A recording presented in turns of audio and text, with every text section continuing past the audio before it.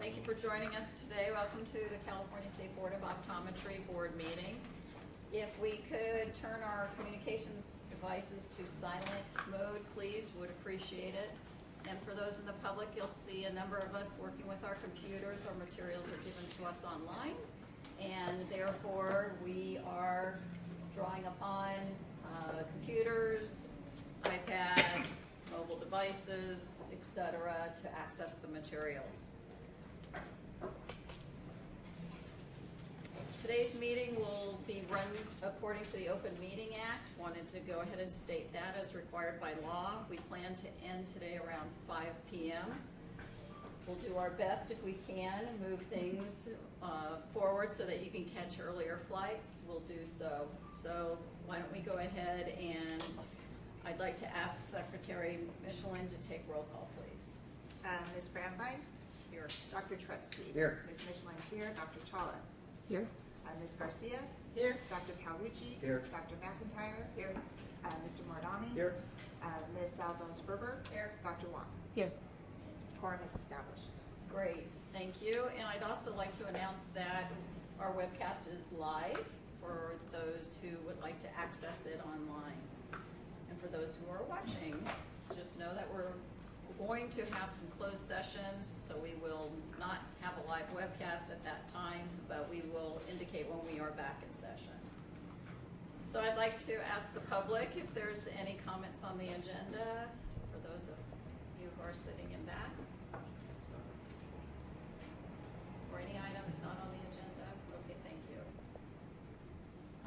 And I've been asked to advise, before we invite speakers to begin, I would ask individuals making comments to not discuss pending complaints, pending applications, or pending disciplinary actions that may become before the board for a decision.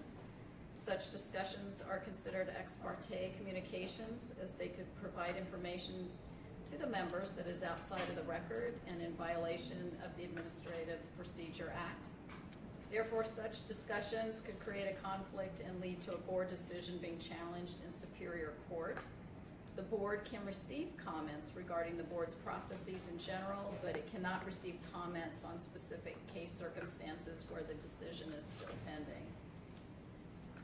Please be aware that public comment during this agenda item should provide information to board members, but it is not a discussion between the board members and the public. The time to do so is agenda item 13, where board members may request a future agenda item on a topic that you have raised. No other action can be taken on the item at this meeting, though this may seem at times like board members are not being responsive. We are. We're just following the guidelines to ensure that the rules of the Open Meeting Act are being followed. At this time, we ask that those members of the public wishing to address an item not listed on today's agenda, please come to the front up here.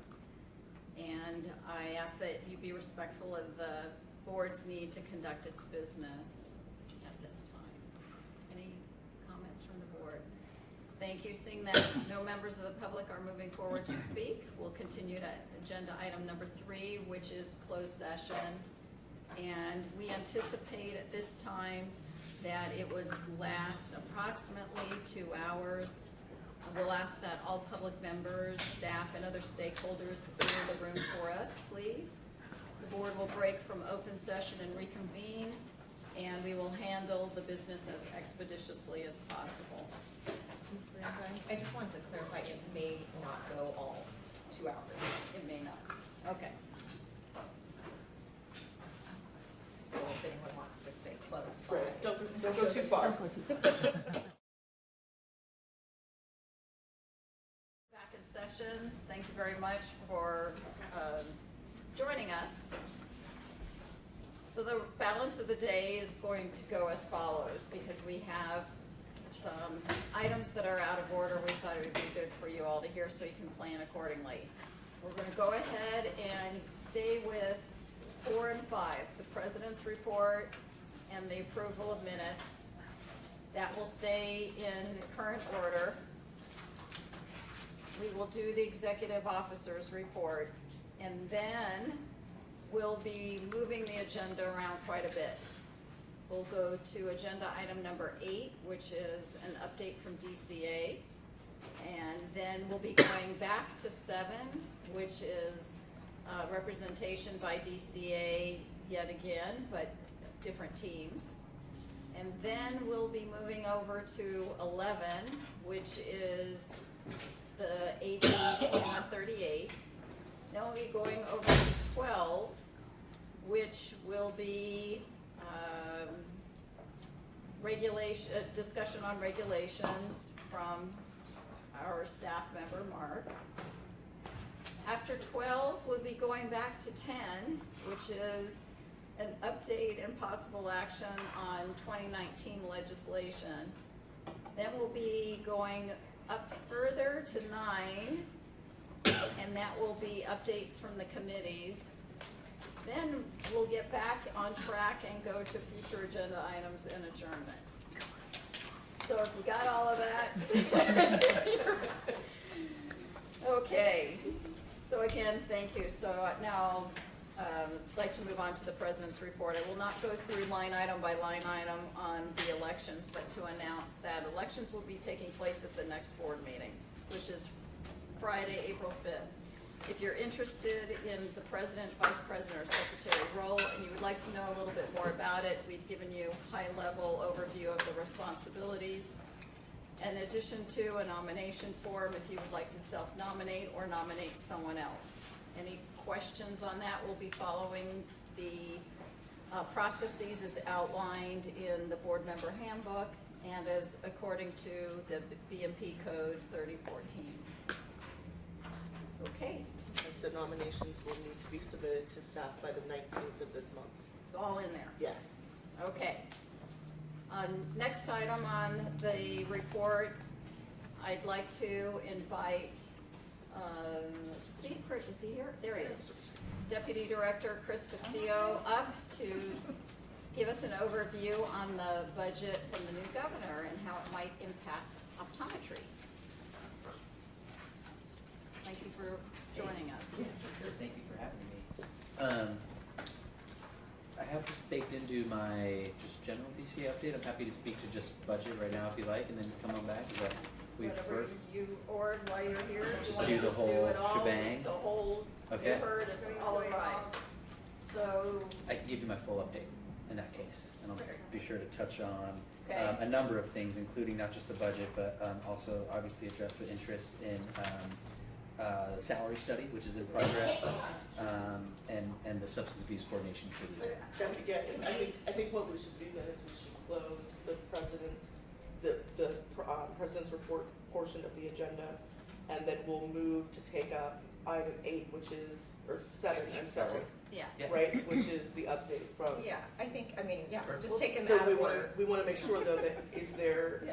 any public comment on the president's report before we close out that, We're not, right? we can't close it out because he Yeah. needs to Yeah. give an update. I can't close it out yet. Okay. Just give a short update on. Give the a Okay. budget. short That one, update on and that then You want the- budget you want the Then budget do- and then- stay there. Yeah. Okay. Just Perfect. stay there so that I can ask for public comment before I Um, close out President's report. I Okay? am Thank you. more I than got it. happy to do that. So, for the record, Chris Castillo, Deputy Director for Board of Bureau Services with the Department of Consumer Affairs. So, yeah, as you all know, on Monday, January 7th, marked a new era for our state. Governor Newsom was sworn in as 40th Governor of California. We're obviously very excited to be a part of this new team, and we're very much looking forward to doing all that we can to further the governor's vision. With respect to the budget itself, on January 10th, the governor released his budget. This outlined his fiscal priorities for the state. For those of you that were able to either review the summary or even catch the budget proposal on that day, the budget's based on this driving idea of California for all. The governor's budget proposes to pay down debts, pension obligations, continues to build up robust budget reserves, while making significant investments in housing, childcare, healthcare, prescription drugs, preschool, and higher education. So that's general budget overview. With respect to DCA, on the day the budget was released, we held a board teleconference with board leadership, executive officers, and bureau chief to discuss the governor's 2019-2020 proposed budgets and to review proposals within the budget specific to the department. Our fiscal operations team, and I understand they have had a chance to sit down with Shar, I believe, to go over both the optometry budget in a little bit more detail, and some of the BCPs that were provided and went over during that budget call. I think one that's definitely generated a lot of interest, and one that I would like to just generally highlight for you all is the BCP that we have for our regulatory unit within our legal affairs division. This board, a number of other boards, through our being at board meetings, directors quarterly, board leadership calls, whatever avenue of feedback that we've gotten from you, I think we've heard pretty consistently that ideally our regulations would move a little bit faster, right? DCA is a very reg-heavy department with all the various licensing entities that we have underneath us. We're very unique with just the sheer volume of regulations that our legal affairs team, in addition to agency, are reviewing, and of course your staff are putting together. So what this BCP proposes to do is essentially establish a regulations unit within our legal affairs division. Add some staff specifically for the review of regulations to work in concert, obviously, with board counsel. We are very excited to get this going as soon as the governor's budget is signed in July 1. We'll be doing active recruitment. Hopefully have new folks in the legal affairs division staffing up this unit by the end of 2019. Again, we think this is one of the biggest pieces of feedback that we receive from our boards, and rightfully so, right? I mean, everybody has a number of regulations in front of them in a given year. So we want to make sure that we're being responsive to that. Our chief counsel is very, very excited about the opportunity that this change is going to provide. So I wanted to highlight that for you, and then, as I mentioned before, just with respect to the board's budget itself, our fiscal ops team has met with Shara, and they're always obviously available to go more in depth into the board's budget. But specifically wanted to highlight that what we view as a significant change from our department specific budget. A couple other changes to staffing for OHR. There's this chart here that'll kind of you cannot see, but it is in your. It is in your board proposals. I think one Office of Human Resources within the department to obviously assist with hiring, getting those processes up and through again as quickly as we can. The other, I know I said I wanted to make sure I highlight the legal review BCP. Also want to touch base on the fiscal operations BCP. So a lot of us have talked about Fiscal. We've heard Fiscal. Obviously, it's been a little bit challenging, not just for our department, but for implementation across all the departments that have come under Fiscal. We do have a BCP in here for our fiscal team to address some of the workload that has come as a result of the Fiscal implementation, and we're hopeful. Obviously, this will result in ensuring that your year-end reports, your budget reports, all those things that ideally you'd be seeing on a quicker turnaround time. We're confident that we'll get there. We're working with the Fiscal team. Our executive office has opened up lines of communication with the Fiscal team, but we also think some added budget fiscal ops support will obviously help as we kind of try to smooth through that transition. So that's it on budget. I have other things that I'll withhold, and I'll probably stay here. I won't go anywhere. But for budget, that's what I have for you today. Thank you. Yeah. Any questions on the president's report, either item, from the board or the public now? Seeing none, we'll move on to agenda item number 8. Okay. We'll go that route first before then we go to 7, because you're also speaking, I see, to a portion of 7. Yes. But you might want to wait to that one. So let's go Okay. to 8, which is the update now in general from DCA. So, hello again.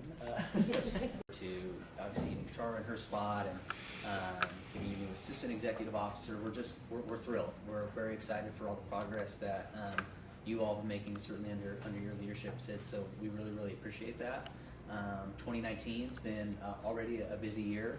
Just a little bit looking back on 2018 with respect to some of the things that my division, the Division of Board and Bureau Services, has been working on. We did a lot of convenings. The director has made it very, very clear that one of his key priorities is opening up those lines of communication from our licensing entities and the department. Very, very focused on collaboration. Again, DCA is incredibly unique. 39, give or take, licensing and enforcement entities that sometimes it feels like we can all be separate doing our own thing, but we want to make sure that we all are also operating as a cohesive department. So along those lines, just to kind of recap, we had 9 licensing and enforcement work group committee meetings. We did 3 substance abuse coordination committee meetings, which I will speak to a little bit later in my update. 4 directors quarterly meetings, 2 directors board member and advisory committee leadership teleconferences.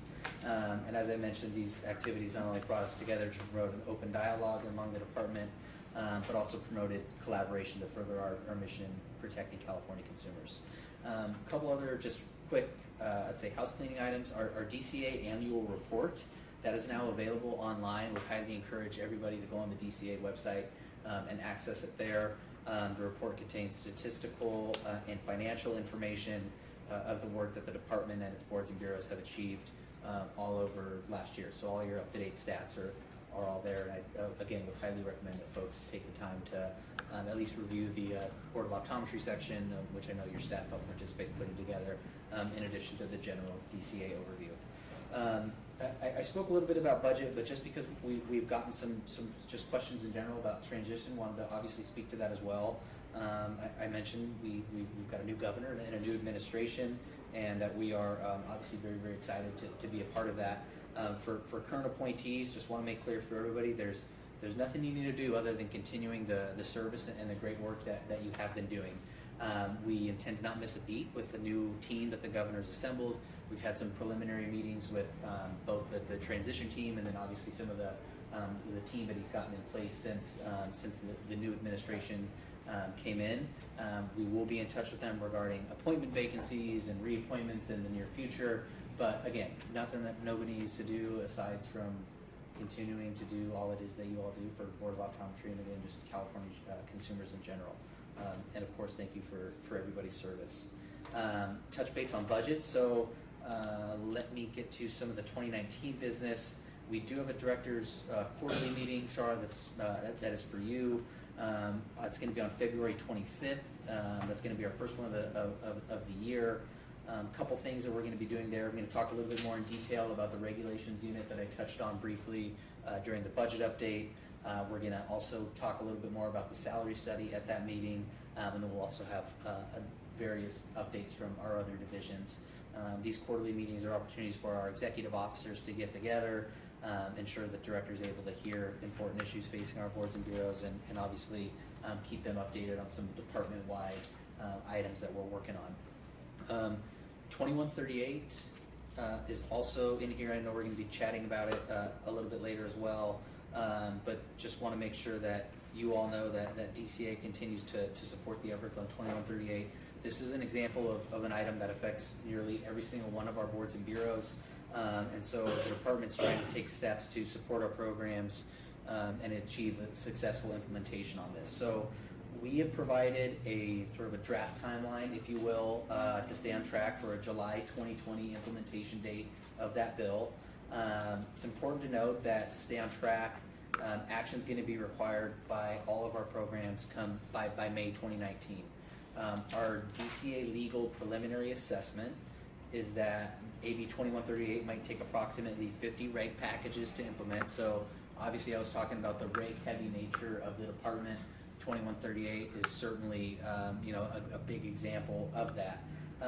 However, as I noted that because this nearly affects every one of our boards and bureaus, we do think there's opportunity here to achieve some economies of scale. Our Legal Affairs Division has developed some model regulations to share with programs that can create uniformity where feasible. I think to some extent each program is going to be somewhat unique. However, we're working to identify where the elements of a one-size-fits-all that we can plug into each of our programs to make the process a little bit easier, and then obviously with the end goal of making sure that we can stay on track for the implementation timeline. And again, I know you'll be speaking about 2138 a little bit later. I was also asked to touch on the Substance Abuse Coordination Committee. Can you hold I that can one hold on up? that one. Just, you could, if that, unless For you sure. have more. I have a couple more things. Okay, then we'll come just Sweet. that, okay. And then do you want me to hold on salary study as well, or would you like me to touch base on that? I'm gonna keep now? it there as much as possible, Okay, but, yeah. no, Okay. yeah, go Then ahead. I'll press pause. You could, why don't you do salary Okay, next? perfect. And Substance after 7. then we're gonna go to 7. Perfect. So you'll do salary, then substance. So then I will finish with just a couple of my other house cleaning items, and I don't know, I'm trying to think if this applies to anybody, but we have our board member orientation training dates are now available, and we'll send them out, so you don't need to jot these down, but in case you do, you can jot them down. March 27th is going to be our first one of the year, June 19th, and October 23rd. Just so folks know, we had a lot of feedback over the year plus that I've been here that we'd like to get a board member orientation training back in Los Angeles. So we are going to have that June 19th meeting in LA. I think it's actually going to be in Riverside, but Southern California.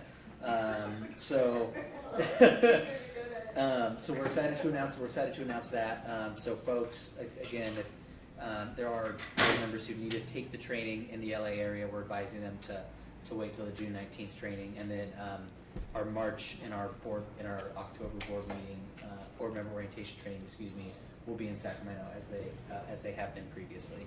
Remind us again, those of us who are like reappointed. So it's within 1 year of appointment or reappointment to the board. Okay. Yep. And you Uh, said Like March a reminder, 27th. Yes, Yeah. and now that we Yes. have, now that we have the dates earlier in the year before today, Yep. we weren't aware of March and June, so it was basically looking at October.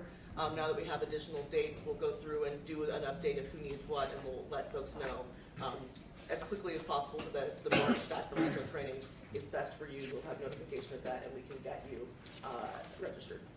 What else is this year? Is this That's next year? March 20. No, what, like- Other trainings. Yeah. So 2019 is a mandatory sexual harassment prevention training year. That training's available online, interactive. Make sure Shara has the link that she could send around to folks.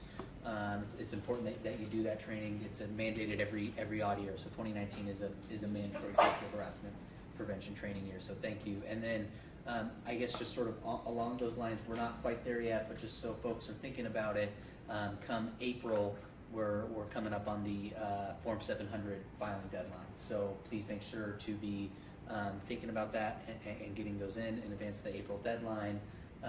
If you ever have any questions on your Form 700, our legal counsel's here to walk you through as specific or as general questions as you might have. I always want to make sure that folks are really on top of the Form 700 because not that all the trainings aren't important, but with respect to the Form 700s, that's one that can kind of hurt your pocketbook if you're late. They will issue fines for late submissions of the Form 700. So please just be sure to be on top of that. And again, any questions on that sexual harassment prevention training, any other training requirements, we're always here to assist you with No, that. ethics Ethics as But well. it's based That's also, on your date of when you took it, right? Gosh, I believe it's. Someone will send me an email, right? We'll get you the email. The thing Tell is, me what I have You to do take. need to do the ethics training this year. That's on the DOJ website. Again, it's another online interactive training, and we'll make sure that all of our board members have the information on where to access that and how to keep it for your records.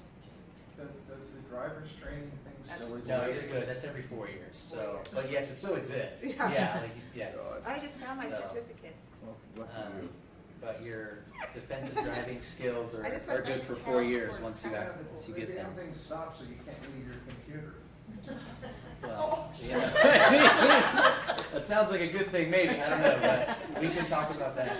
So, Cheryl, will you send out something to all board members so we know where we stand as to what we need to do? Yes, we'll It's do, written down. I've got a couple of emails, so we'll be sure to send you one, that's the online training, we'll give you the links to both the ethics and the sexual harassment, a reminder for that, and then we'll do individual board member emails to let you know about your need to go to board member orientation training, and a reminder probably at that point for your Form 700. And you can take the driver's right. one again, just for fun if you want. Yeah. I'm due. You could. If you want. Oh, boy. So, Oh, No, okay, yes, please, Um, questions. I personally want to thank you for the assistance the department has given us in the transition and the staff turnover. I only have the perspective of being a committee member, but I'm really excited about our new staff. Both the new staff with their kind of expertise and energy from other areas and the stability that our remaining staff that I've added. So, I think the department is agreeing. I agree. Appreciate that. And in fact, as long as we're taking things totally out of order, I mean, we're going to be introducing staff when they spoke. Could we turn the camera to our new staff? And introduce the new staff, Charlie Wood. And I just want to point out, this is under an agenda item, it's personnel, so it's okay to do this. It's all To do DCA. this. Still- It's under DCA, he acknowledged Yeah, new I mean, staff. Right, we'll just say it's under the personnel report. It's under 6B. So we'll start, we have manning the laptop, or flying the laptop, as we like to say. Evan Gage, who is our new Assistant Executive Officer. Evan comes to us from the Board of Psychology and has a background in enforcement. Thank you. Then I will next introduce Mark Johnson, who is our new policy analyst, who comes to us from the Board of Acupuncture, where he held the same position. So his knowledge of running reg packages has already come into great handy as we are discussing the disciplinary guidelines for both optometry and for dispensing optician. And then I think we just need to recognize, because there was the mention of stability, that I want to make sure everyone knows that we've got Sheree Kemble, who is our lead enforcement analyst, also our probation monitor, Arsha Kasmi, who's our lead licensing analyst, and then also Jessica Swan, who is our administrative analyst.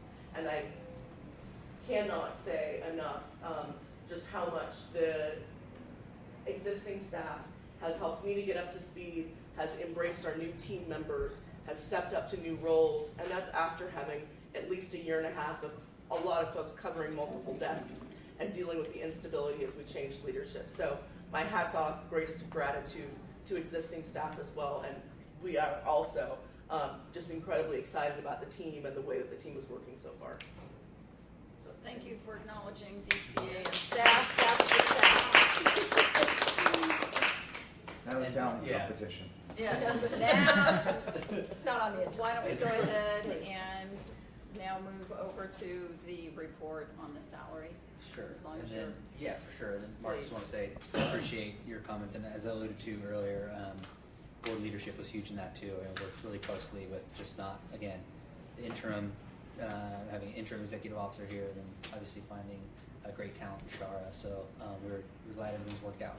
And again, we're thrilled. We're super excited for the direction of the board. I think you guys are heading in a fantastic direction. So executive officer salary study update. So just as a reminder to folks, in the department's strategic plan, one of those strategic plan action items was to contract for a comprehensive salary survey of all of our programs. A little bit of background, in 2011 there was a salary study that was previously done by CPS HR consultants. Feedback was mixed, I'd say, on that study.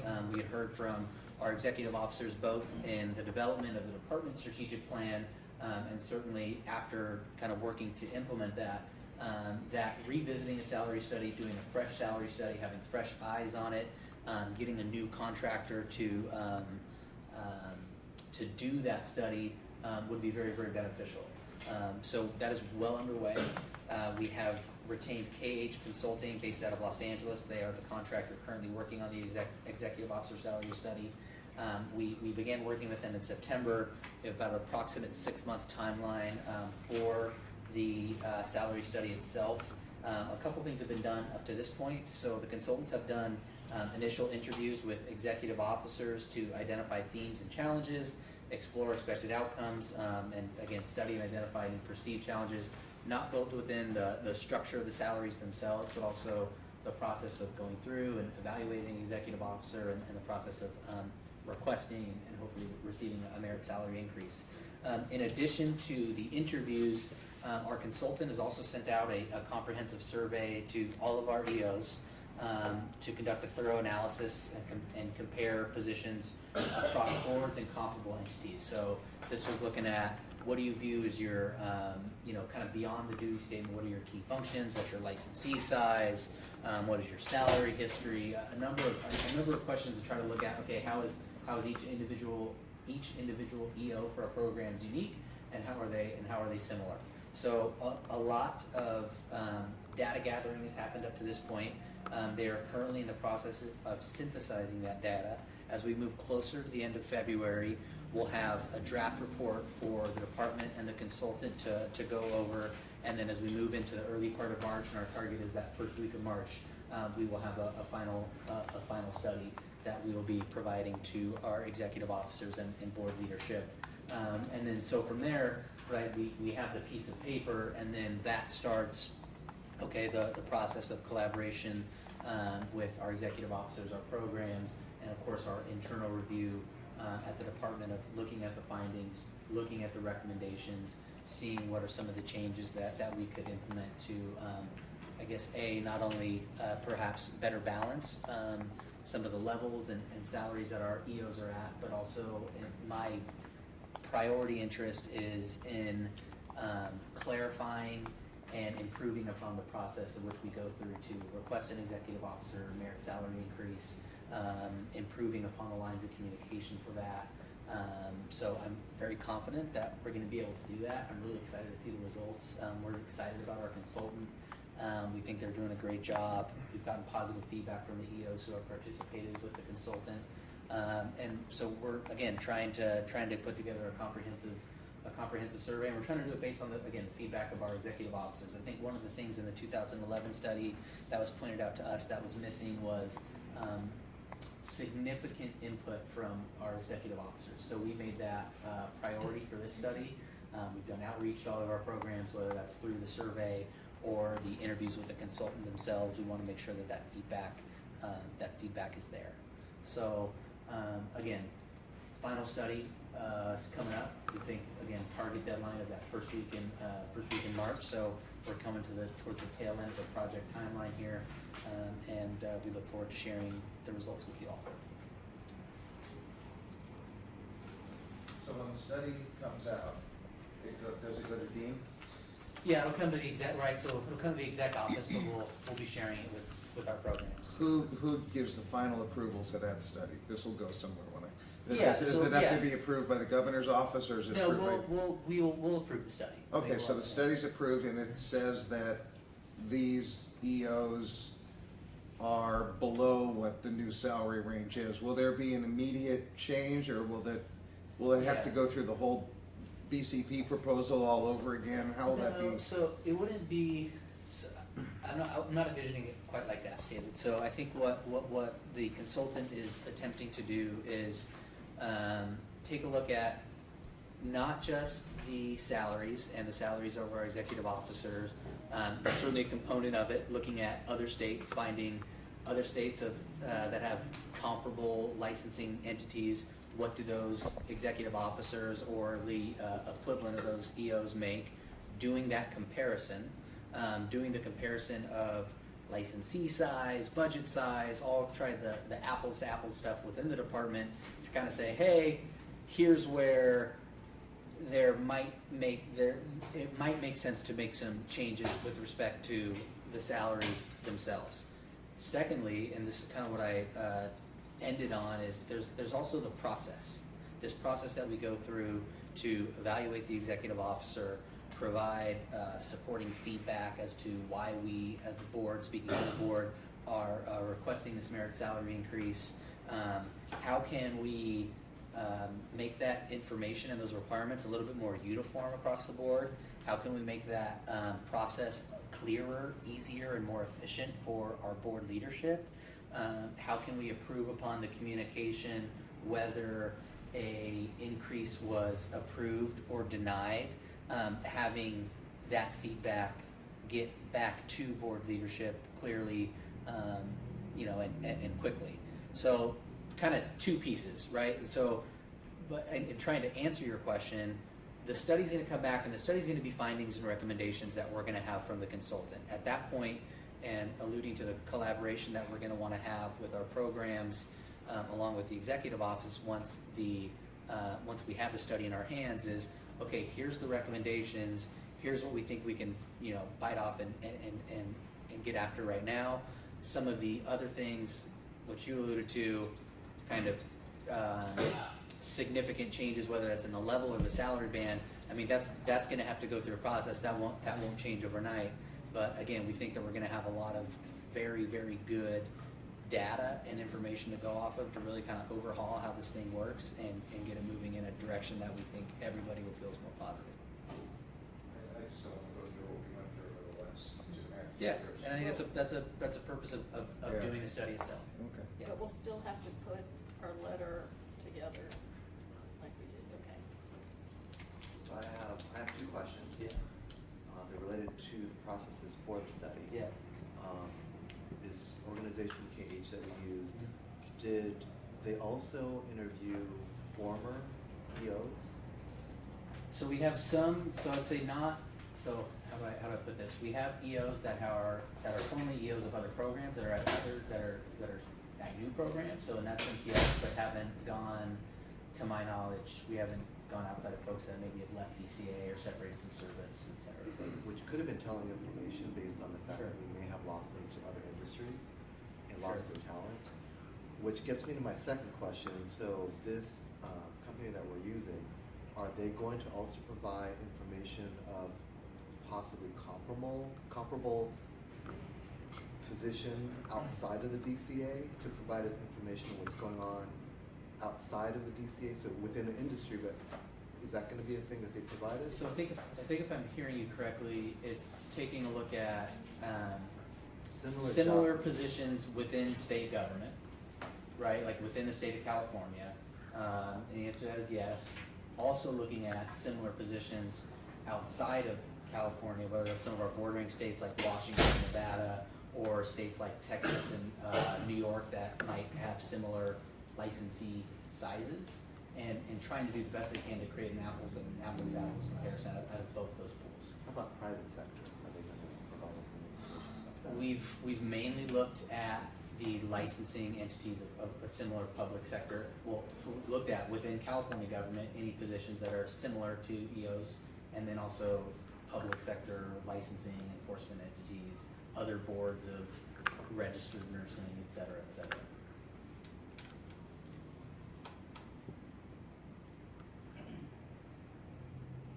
Good questions from the board.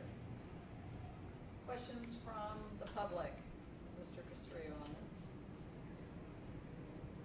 Okay, so that will take us to, don't leave yet. I'm not on the air. I'm blue. I'm blue. I'm not gonna let you go quite yet.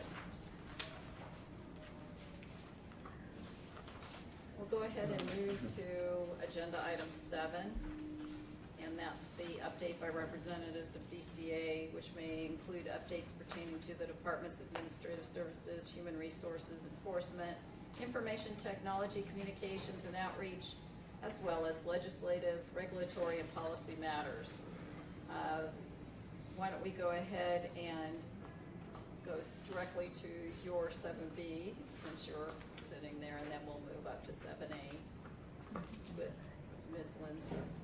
Okay, so this is my Substance Abuse Coordination Committee update. I've given my general Yeah. update. And I saw it within Yeah. within that agenda topic, but just taking it over. I think Perfect. A is what you're talking about. Yes. 7A. I'm sorry, 7A. Perfect. Yep, yep. So thanks again. So this is in respect to the Substance Abuse Coordination Committee, which was a task that our team in Board and Bureau Services undertook last year. I'll start with a little bit of background. Uniform standards are for our substance abusing licensees applied across our healing arts boards. There was a bill that passed the legislature in the previous year asking us to take a look at uniform standard number 4. And that's specifically in 2018, the Substance Abuse Coordination Committee, which when it originally was convened in 2011, met and crafted all 14, 15 of our uniform standards. So flash forward to 2018, it's been asked by the legislature that we convene and specifically look at uniform standard number 4. So get this committee back together, get subject matter experts in the room, and take a look. So the committee itself is made up of our executive officers of all of our healing arts boards, and we met 3 or 4 times throughout 2018. Uniform standard number 4 is specific to drug testing frequency. So throughout this process, we had folks from out of state, we had drug testing vendors, we had third-party vendors who utilize the probation programs or run the probation programs, for our various programs. In addition to our executive officers, come in, provide a ton of feedback, again, specifically for the drug testing frequency portion that's included in our uniform standards. As a result of that, I'd say 3 things kind of happened. So first of all, I think the general idea behind getting together to look at the drug testing frequency was this question if the committee would like to reduce the amount of drug tests that are required for somebody who is entering into a probation program. Currently, that minimum is at 52 times a year. So basically, anybody who's in a program, a substance abusing licensee, would need to be drug tested once a week. The committee did not feel comfortable making a change to that specific minimum number. That minimum number remains the same moving forward. They did, and I don't want to use technical, non-substantive, but some relatively minor changes to that. The committee did add language which allows healing arts boards to approve alternative drug testing locations and testing frequencies. This would be for licensees going on a leave of absence. So trying to take into account the various types and availabilities of testing laboratories, not just in the state or in the country, but also for folks who go out of country. So tried to work in a little bit of flexibility there. And then addition, and really this applies to the Board of Pharmacy more so than any of our other healing arts boards. There was a policy addition to allow healing arts boards to lower the drug testing frequency to not less than 24 times per year if the licensee receives a minimum of 50% direct supervision in the workplace. And that was pretty much geared directly towards pharmacy techs who are essentially working in a pharmacy under the direct supervision of pharmacists that are at the window. And so that was, again, a little bit of flexibility that was built in to the current standards. Aside from those 2, no changes were made to uniform standard number 4. Again, the general minimum of 52 times a year remains. The committee, in addition with our staff at DCA, provided a report back to the legislature saying, hey, pursuant to your legislation, this is what the committee decided to do. I think one of the really important things that came out of this, however, was through the work at looking at uniform standard number 4, it became clear, whether it was from some of our executive officers who had kind of gone through the 2011 process, external stakeholders, some of our subject matter experts who are familiar with the uniform standards, that hey, it might be a pretty good idea to take a look at some of the others as well, some of the other 16 uniform standards that we have. So we haven't made any specific decisions yet, aside from we are going to be convening this committee in 2019. We do want to be gauging folks' interest, not just committee members, but external stakeholders. I think board leadership should weigh in as well on what are some of the changes that we want to start examining. Are some of the uniform standards that are on the table a little bit more worth taking a look at? If so, what are those? And then kind of chart out, again, sort of the process of laying out the meeting calendar, potentially making those changes. With any of these changes that occur to the uniform standards, probably to nobody's surprise, that triggers some regulatory changes that would need to be undertaken by the board. So trying to map all that out, but this is going to continue to be an ongoing project for our team at DCA as we move through 2019. Questions of Deputy Director, from the board, from the public, or comments? Or comments? Yeah. Thank you. Thank you very much. now we'll do 7B. And is Ms. Linzer here? Great. Implementation of contact lens, spectacle lens dispenser, occupational analysis. And we'll have you come up front if you could, please. Dr. Linzer, and identify yourself. And you have a speaker, yes, microphone right in front of you. Heidi Linzer from the Office of Professional Examination Services. I have a PowerPoint I need to set up. Okay, why don't we take a 5-minute break? The minutes, let's do the minutes. Before we take the break, let's move through the minutes real quickly. There are 4 sets in front of you. Okay. Members, we have 4 sets of minutes to review. May 22nd, 2018, June 18th, 2018, June 29th, 2018, and November 2nd, 2018. To be as efficient as possible, does anyone feel there are specific minutes that cannot be approved as, does anyone have any issues with any of the minutes? I just have a minor edit on one of them. Okay, which one? So that's the June 29th, 2018. There's a reference to return to open session and report on actions taken in closed session. And that's a legal requirement if an action was taken in closed session. In this case, there was no action taken, so I just wanted inserted no action taken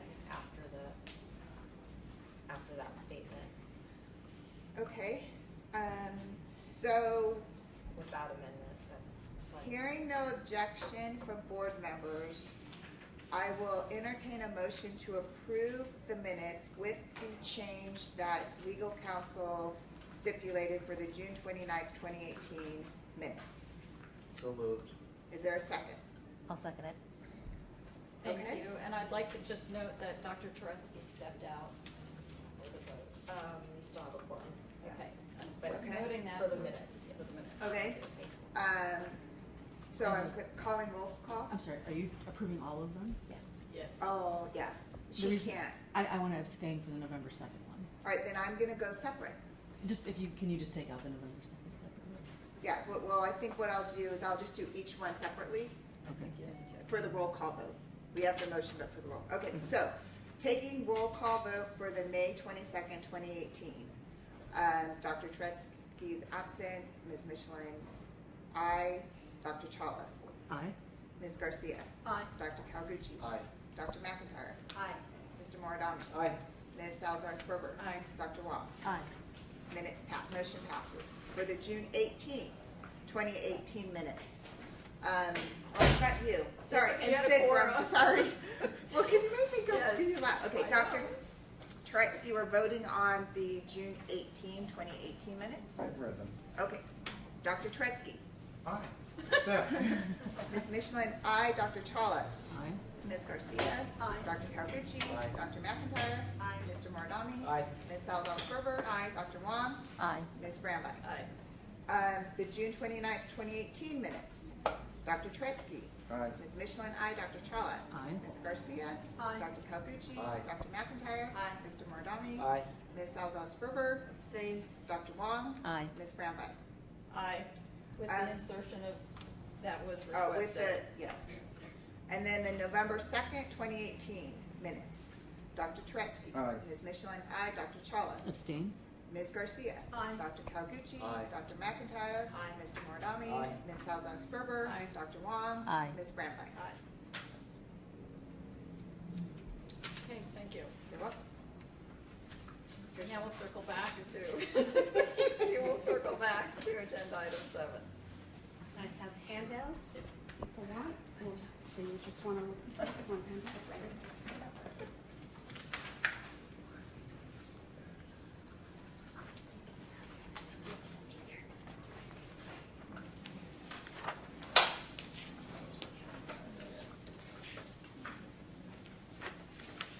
There's some additional at the front.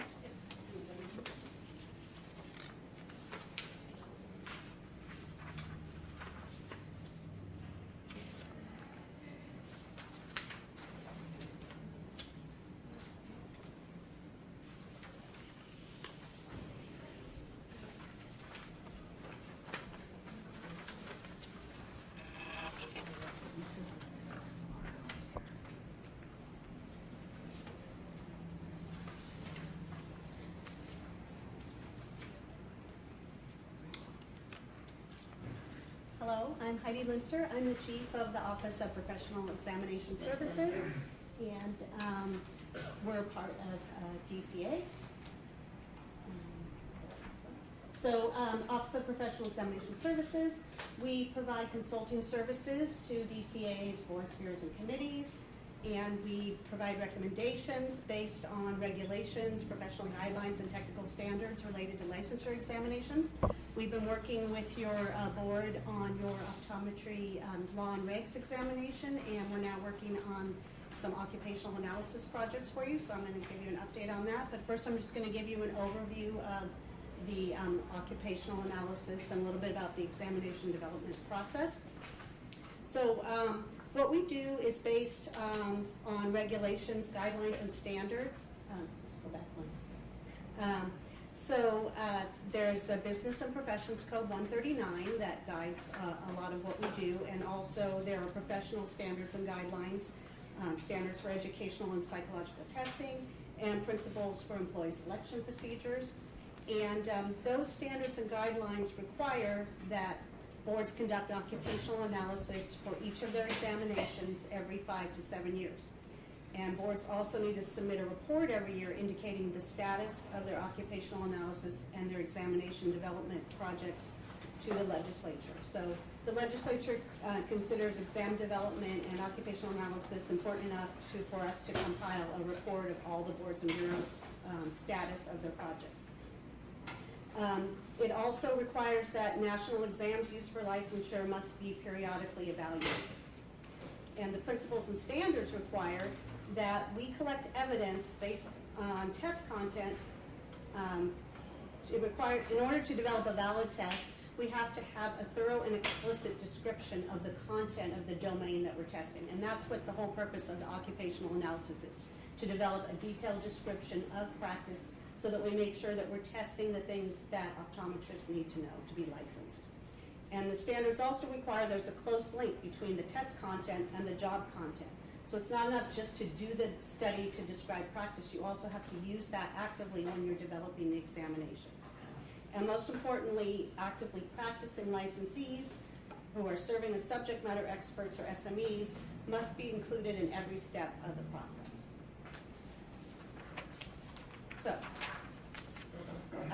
So licensure examinations, for the big picture of why we're here is to make sure that we're licensing people who are qualified and not licensing people who are not qualified.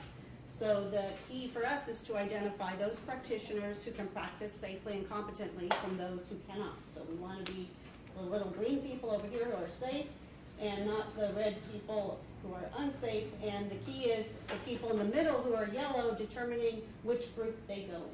So a lot of our processes are designed to identify those people who are green and red and not the yellow, or yellow in each category. So we focus on entry-level tasks and knowledge important for public protection.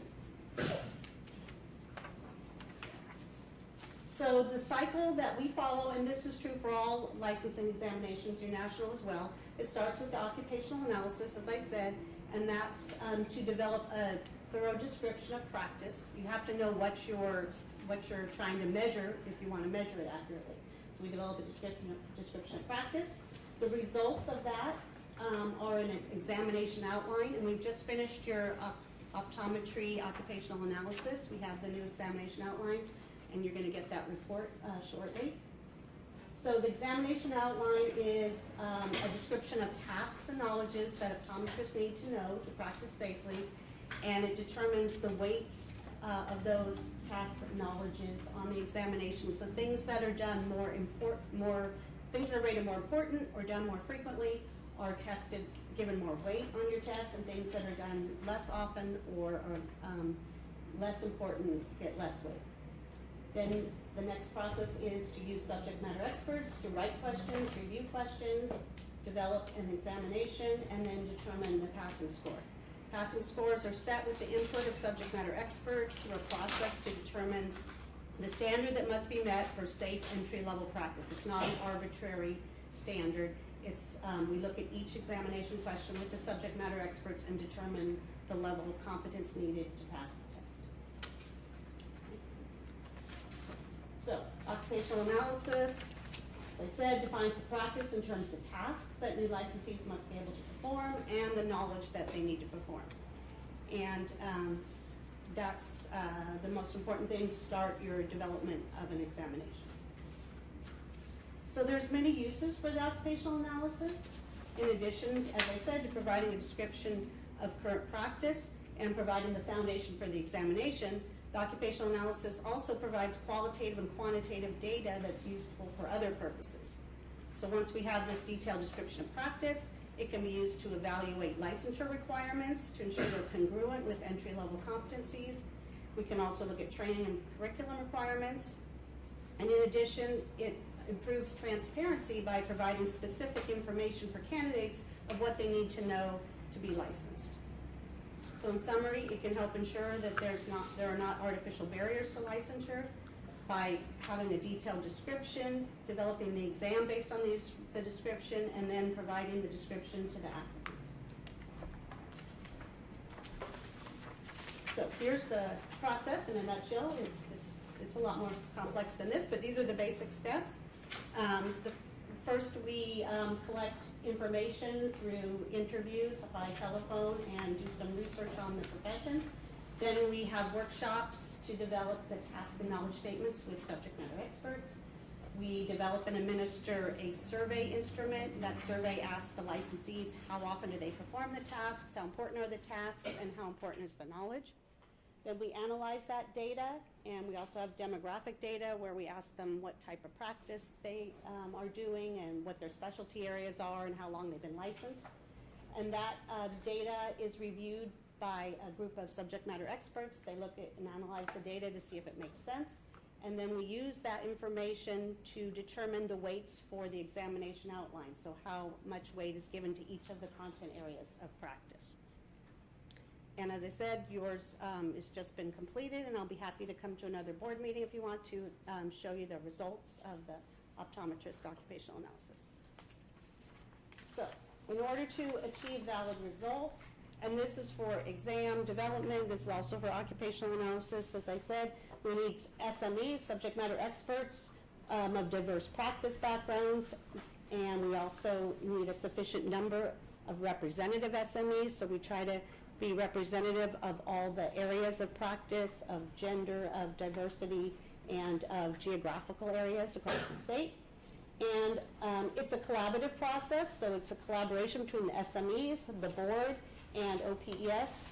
Our test specialists are trained in psychometric standards, so we make sure that we follow the standards and that we document the process for you.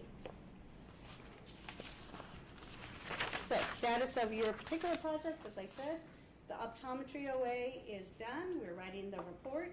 We have one more step to do, which is to develop the law and regulations examination outline, and that's going to be next week. So when we did your occupational analysis, we did a study of the entire profession of optometry. Even though we're only developing your law and regs examination at OPES, we still did a study of your entire profession. And what we're going to do when we're finished with that is to use that study to compare to the national occupational analysis, and this will make sure that all of California-based practice is covered on the national, and that is the validity that you need for your national exam. The part that we know will not be covered is California-specific law and regs, and so in this next workshop we're going to develop the final specifications for the law and regs examination, look at the tasks and knowledges, and determine the weights of those different areas. And then we will start developing exams based on the new outline in October of 2019. So we will work with your board to make sure that we put the word out to the candidates that the examination will be based on a new examination outline starting October. We'll update the candidate handbook that goes to applicants and make sure we get that information out so they have time. And not that it's changed all that much, it's law and regs, but you know, you've had a lot of new laws lately passed, so we have that, we want to get that information out. And as far as the next step, the review of the national examination, we are scheduled to start, let's go back. back on the previous slide, but we're scheduled to start that March 2019. And I said we'll use the California-specific description of practice to compare to the national description of practice and make sure that all of California practice is covered. We'll also review the national against psychometric standards, make sure they follow standard industry guidelines for test development. We'll review their occupational analysis process. We'll review how they use subject matter experts. We'll review their examination security procedures so we can make sure that they're doing everything they need to do to develop a valid examination. And as far as the contact lens dispenser OA, so we are in the process of working on this OA, and we have workshops scheduled for February and April. We need SMEs for this who perform the breadth of the profession, and we're working with the board staff to recruit SMEs. When when we do this workshop, we might be able to start working on the spectacle lens dispenser OA as well, as these fields are very narrow, and we understand that people have both certifications. Then if we have time in the workshop, we will start the work for the spectacle lens dispenser, so we might be able to get that done earlier. That one is, however, scheduled to start in July of 2019. And I understand the board has some questions about changes to the scope of the contact lens dispenser or licensing issues with regard to that. So the data that we collect will be useful for making some decisions if the board wants to make decisions about those certifications. And we'll be happy to give recommendations once we finish the occupational analysis. Any questions? Dr. Kawaguchi, would you like to start? So related to the national examination, you had mentioned a review of security standards. Will the review of security standards also include administration Yes. protocols by Yes. the NBEO?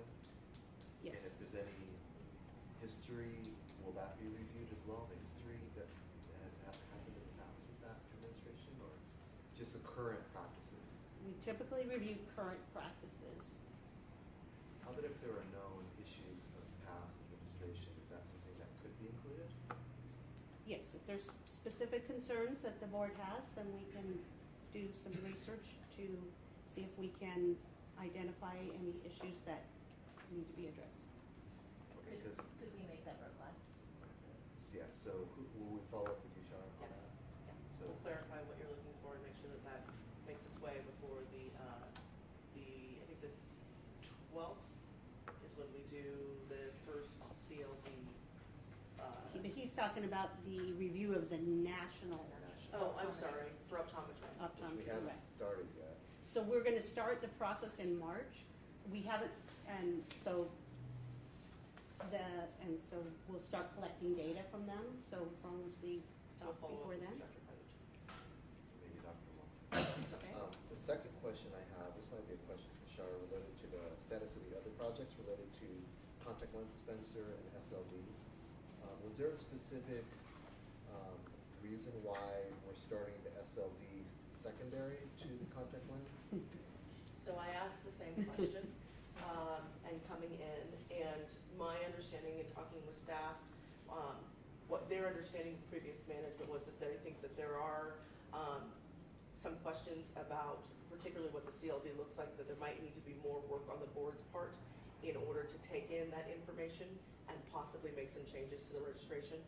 So it was determined that taking on the CLD first would give us an opportunity to start that and then begin what might be a more extensive process of board review of the components of the registration. Really? May I comment also, because how that all came up was we were looking at the exam itself and looking at scope of practice. So that's gonna be my question. And does what opticians are doing, what the CLDs are doing now, is it really meeting the scope of practice? And we question that because they're being examined for things that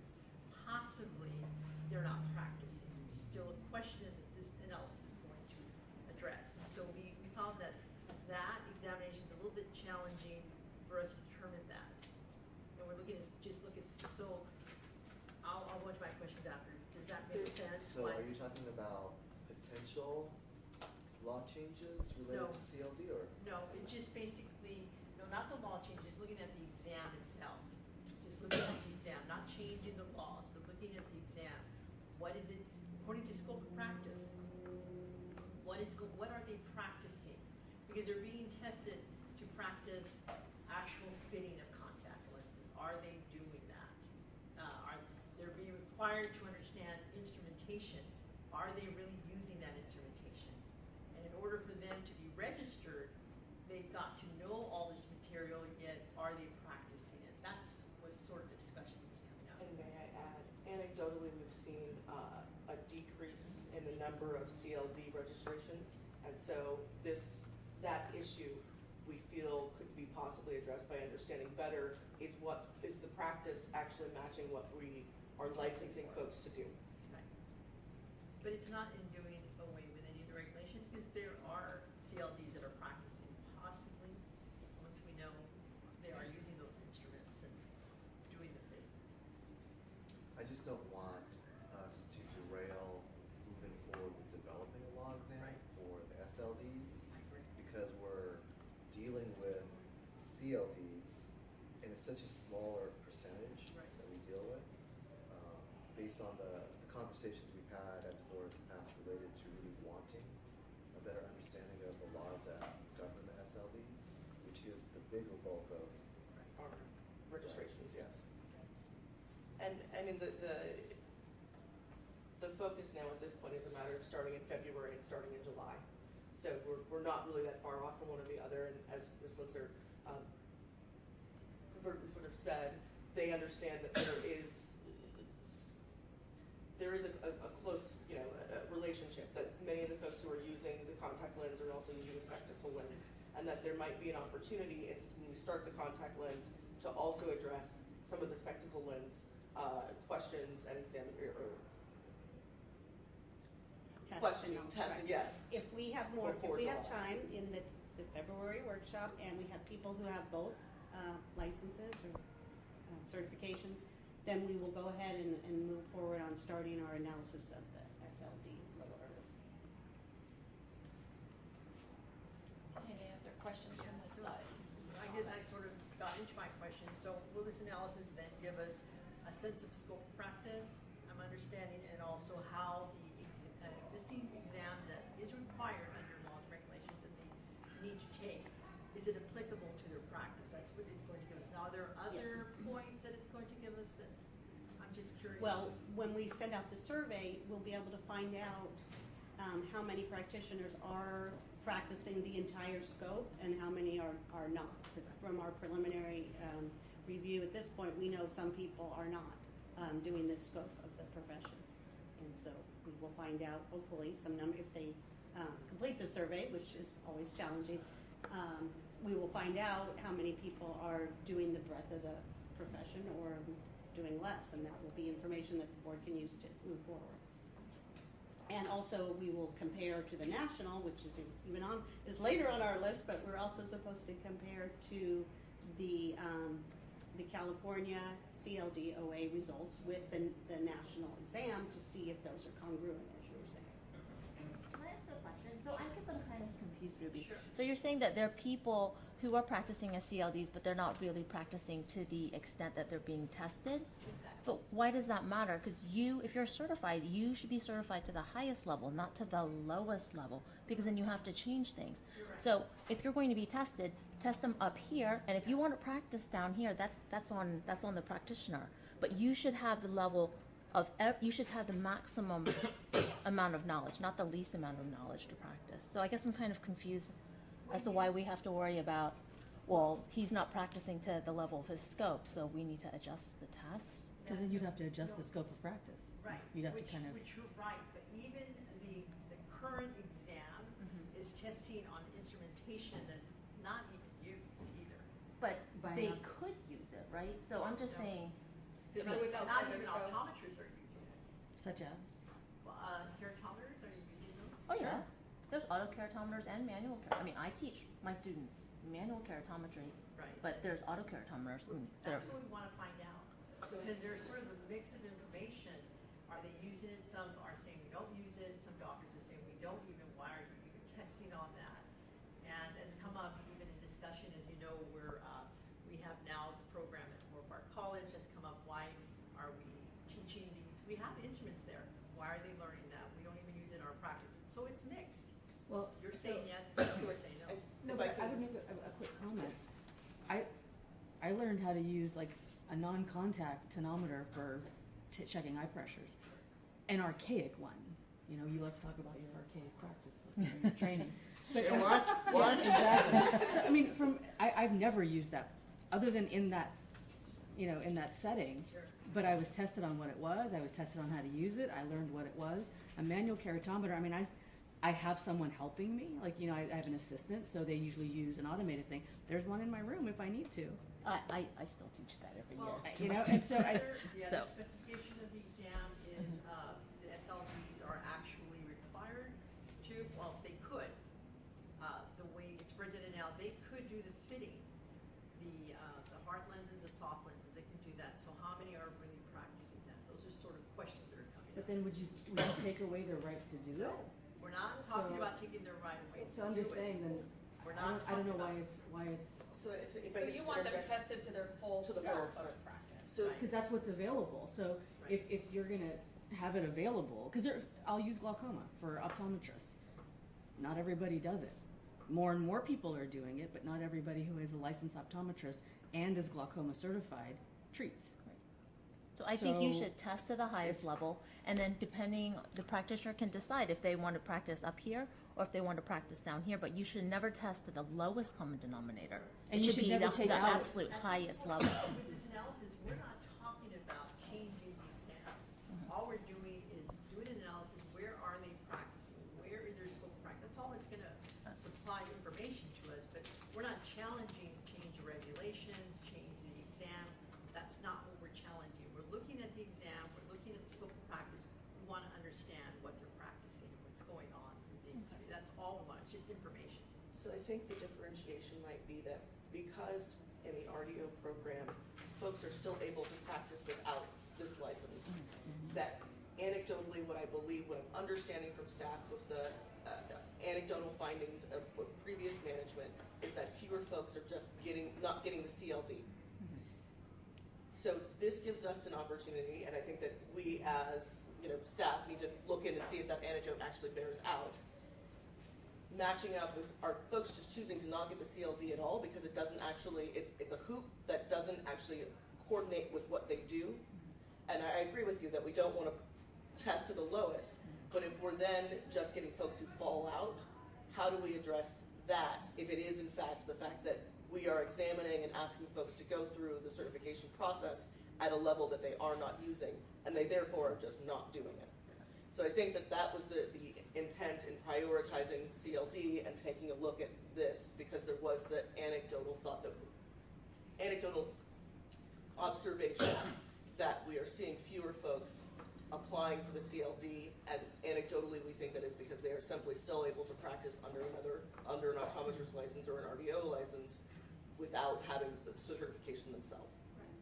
So it's just research, it's what. Okay, I just want to clarify, so Yes. I'm so clear on what we have going on in the future. We're also going to use the OA study to develop a law examination, correct? That's a separate prong of our OA study. We have two, so we really have 3 OA studies, right? And particularly, they're all on different budget change orders and all coming with separate orders. So in the SLD, that we have SLD budget change order, occupational analysis we just had approved by the governor, and hopefully will get signed into law in July, or approved in the budget in July. That will include the SLD, and that will look at the national exam issue that you have brought up, and that there's been apparently a historic conversation of a need to address that. Does that answer the question? No, I'm not talking about optometry, I'm talking about SLD. Yes, CLD. SLD, CLD, yes. We don't have a law exam right now. So this OA study is partly designed to help us Develop. develop Yes. that also. Yes. Besides Not assessing- develop, I will just clarify. Oh, but right The now- study Determine will whether- determine if there is a need for a law exam, if sufficient number of things are not covered on the national, sufficient amount of knowledge that is California specific, then we would make a recommendation regarding whether you should have a law exam if there's sufficient knowledge. It has to be sufficient to warrant an examination. That's great. So I have another question or comment about contact lens. I mean, even if you do a fitting, you are required to get a sign off. An optometrist signs the prescription. So while you're judging why they're not doing it, you may look at the financial bottom line. Maybe it's not worth it because you have to go back and you have to do all of these things. So Yes. if there's a caveat, to what you're saying, Yes. that it still requires a doctor's prescription. And if you're not gonna, that's part of optometry, right? So, but that's not, they don't do it potentially, right? For that reason. So just throwing that Yes, out. to keep it. Well, there's another issue in terms of exam validity, is that if the board is requiring people to take an exam, as you were saying, that doesn't match what they're doing in the field, albeit that it has changed recently, or over time it has changed, then that could be an issue in that licensing exams need to test people on things that they need to practice safely and competently. If a lot of CLDs are not fitting contact lens and they're only opening a box, giving them a box, because we talk to people who work at Costco and they just say, I hand them the box of contact lenses, then the board needs to rethink this entire, licensing requirement. It's complicated when there's a certification exam used for licensure. We need to make sure that it's the appropriate exam. So we actually they have to have a CLD just in order to dispense a box. I believe so, contacts. yes. In some cases, not in all cases. That's not universal. I mean, It's you not don't have to universal. have No, if you're overseen. If you're overseen by an Or an optometrist. optometrist, there's no need for you to be. Right, but in certain cases it is, but it's not universal. There are many people that just hand the box, they're working on a doctor's license. Right, and the question is to figure out what % of the profession is this. I just have one other question. So just listening to what you said, the flip side, so are you saying that Ruby may be able to answer this as well.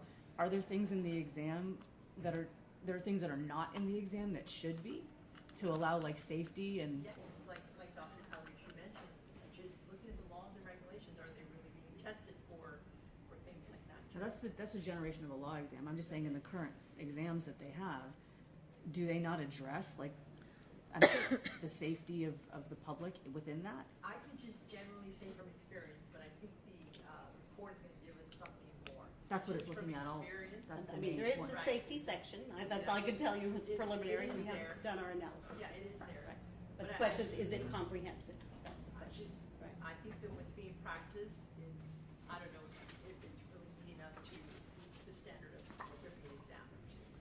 And a lot of times California standards are different than other In other states. states, yes. And that's why we review national exams they may be, applicable to all the other states, but not California. We a lot of times have stricter, safety Yeah, standards.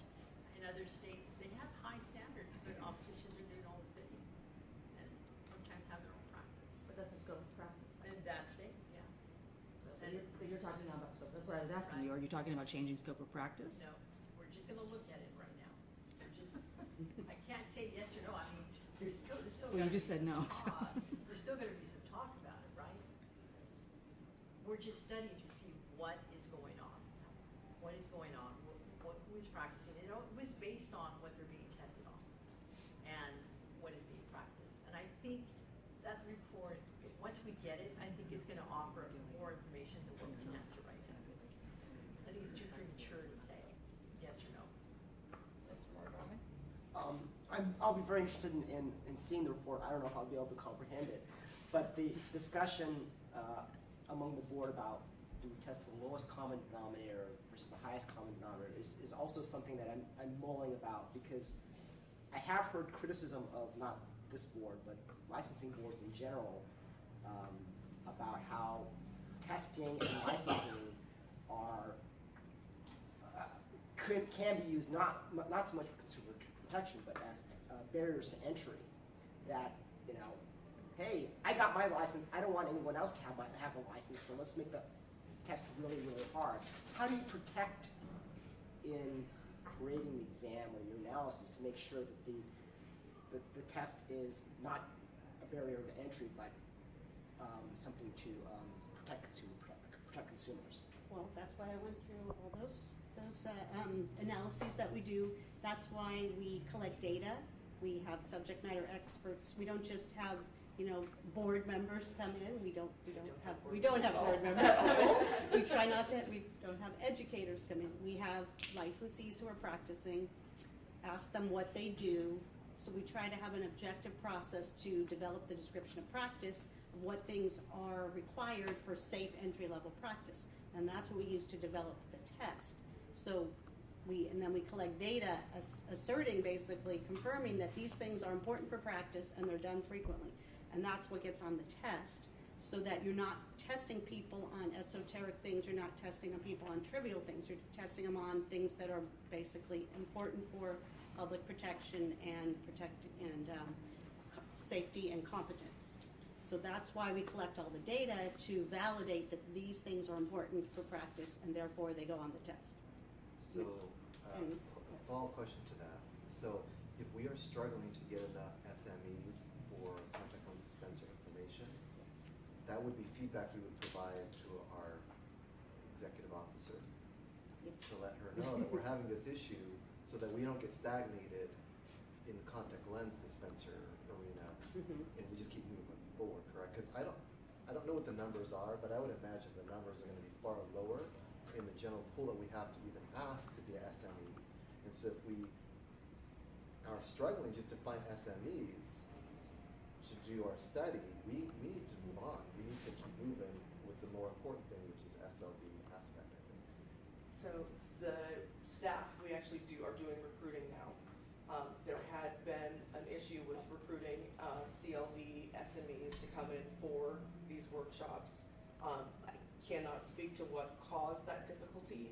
Since we have started recruiting now, we have, for the next workshop, we have 8 CLD subject matter experts who are slated and travel booked in order to come in for the workshop.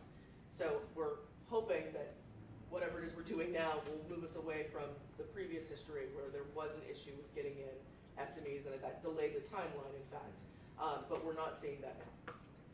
I'd say working with the board and the new staff who are getting up to speed, they're being very cooperative, and we're seeing good results, and we're very happy. As are all of you, as we learn.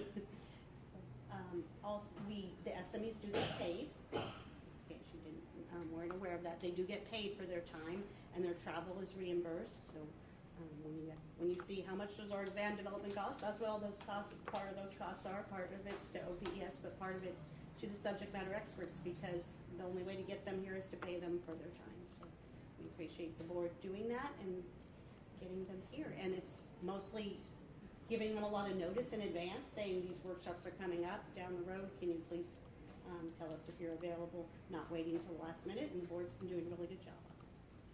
So just one more thing and this might be repetitive from what Dr. Wong asked, but so you gather the data, you see what they're doing, and then you try to come up with reasonable testing standards, right? Like you said. Are those reasonable testing standards just based on what they tell you they're practicing, or what they are allowed to do in general? So Because if I'm a contact lens dispenser and I tell you that, well, I don't really do that. I just sort of help the doctor, and you get a bunch of those responses. Well, that's much lower than what they're because people are allowed to put contact lenses on people's eyes, and Right. so you've got to use certain types of equipment. So I don't know what your data will find, but I'm just curious that if you get like a bunch of answers like that, where people are working with other people, so then you develop test questions based on that, or what their full scope is actually allowed to do, which is fit a contact lens, which is a much more. Okay, well, back to the beginning. So the recruitment of subject matter experts is critical, and to get representative subject matter experts. So, in fact, we told the board staff specifically, we need people who practice the breadth of the profession. Just you try to look for everything, so you're looking to see. Right. Then when we send out the survey, we will send it out to everyone, because it is a small group, and try to get data back and find out how many people are doing the breadth of the profession and how many people are not. So that's, if we were to develop, then we will look at, we are not developing a test, but if we were, we would develop it to the whole scope of the profession. The part I talked about, the weighting, was if a lot of people aren't practicing a certain part of the profession, that part of the test gets less weight. Any other I questions? just, I don't know if I may make a comment. Thank you so much, because when we meet with the DOC, this is gonna be very helpful already for the concerns that are being brought up. And I anticipate there'll be more, and I really, really do appreciate it. Thank you so much. Yeah, everyone, you're welcome. Yes. Thank you for your presentation. We appreciate you coming to join us. So that concludes the agenda item. I'm sorry, public comment, questions? No? Okay, thank you again. All right, so now, because we are still waiting on lunch delivery, why don't we skip to agenda item number 10? And that would be the 2019 legislation impacting the practice of optometry. So, just covering that. And they're out, picking up one. Oh. Yes. Who's covering that?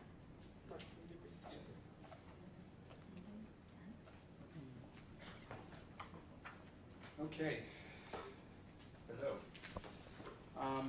Number 10, there's two items that we'll look at. Probably the first one, just to get it out of the way, AB Assembly Bill 156. It's a bill, it's an act relating to remote assessment from eye care and such.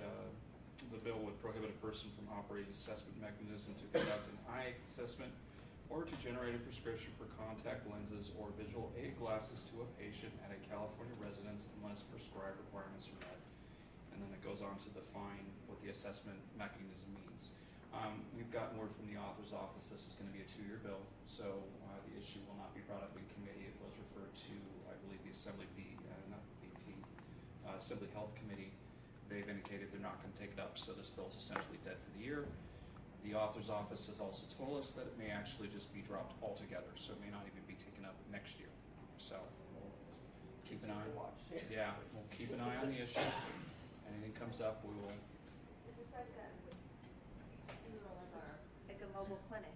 No, No, this is the kiosk or Kiosk. online refraction type Oh, of it's thing. the online reflection, got it. Whose idea was this?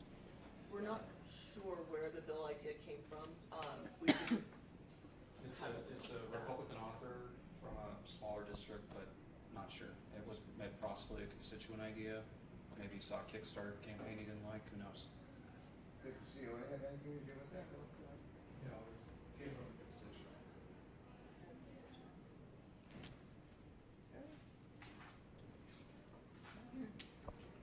yes. Okay. Okay. Second issue, and again, forgive me, I'm very new. This is literally my 3rd week, so You're doing thank you. No, I'm just, if I don't understand some of the ins and outs of how we operate, so just bear with me. I understand, it's my understanding that I believe the board had asked us to look into merging the funds. Is that correct? Okay, so as the board has talked about, there's some different issues with keeping the RDO and the optometry funds separate. Even though our functions, the functions of the DOC are totally integrated to our board's operations, the revenue funds are kept in separate accounts within the state treasury. We can kind of keep an eye on what the funds are doing, but it does create a little bit of a disconnect with some of the reporting.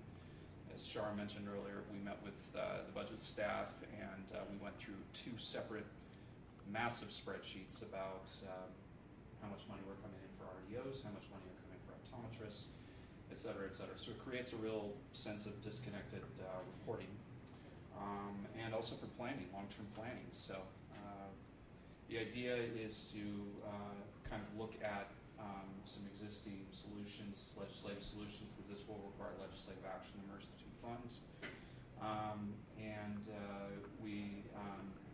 I looked into a couple of different options, but if you go to the second page, there were a couple of past legislative acts in 2000, 2009 that didn't seem like good templates, so I looked at AB 177, which consolidated the board for professional engineers, land surveyors, and geologists, and the committee analysis just set out how to combine the two,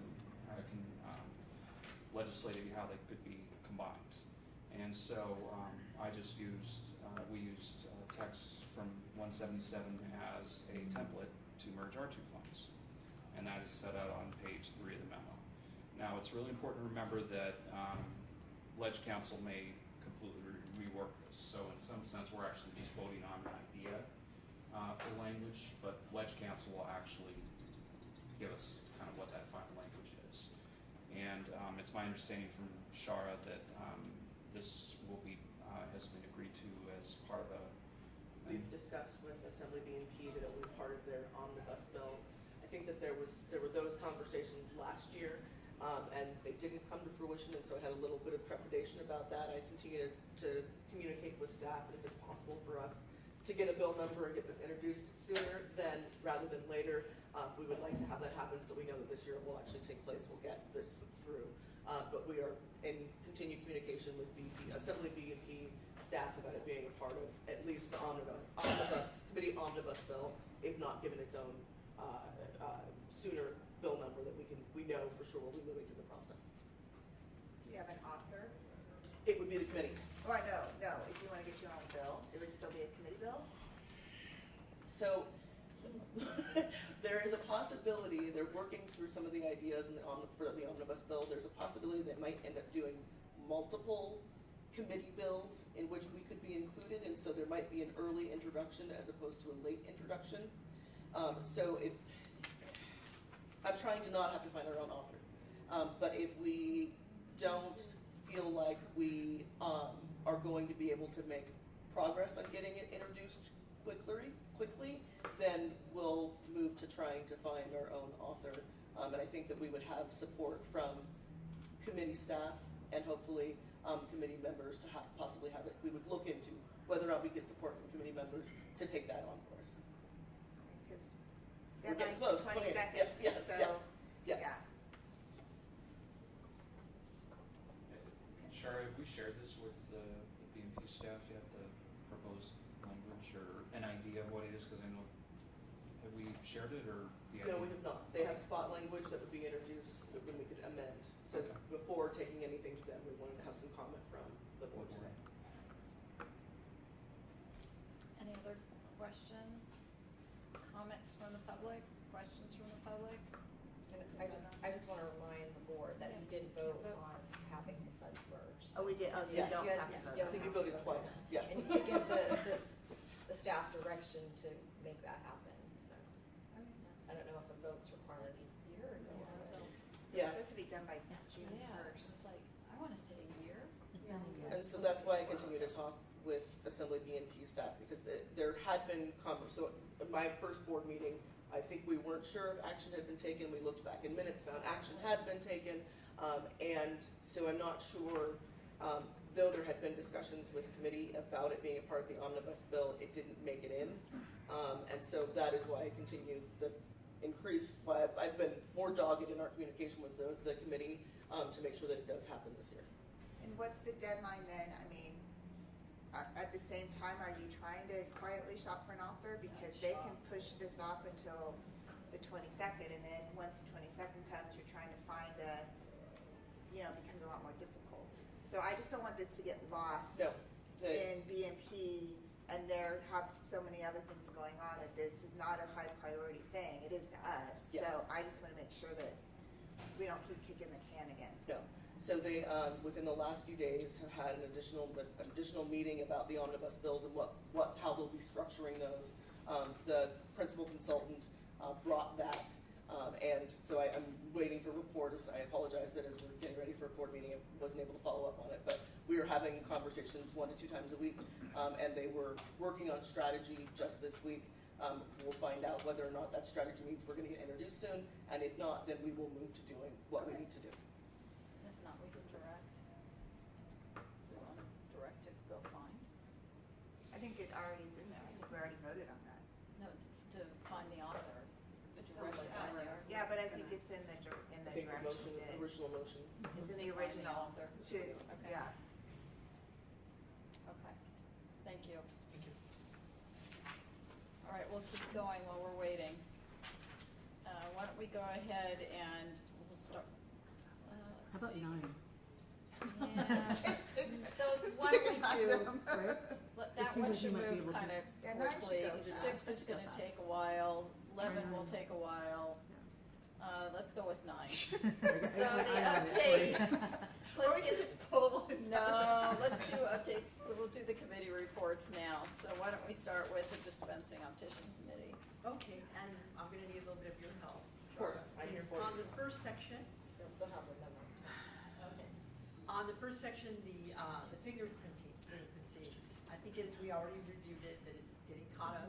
Yes, and within the memo, and it also took me getting greater clarity on it as well. And so I hope that more questions have been answered by the EO's report that was provided to all of you.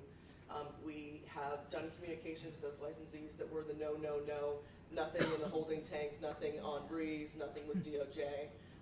There were, and so this is about 670 registrations that paired with about 540 individuals. So we sent out that 540 letters. We received about a 50% response rate.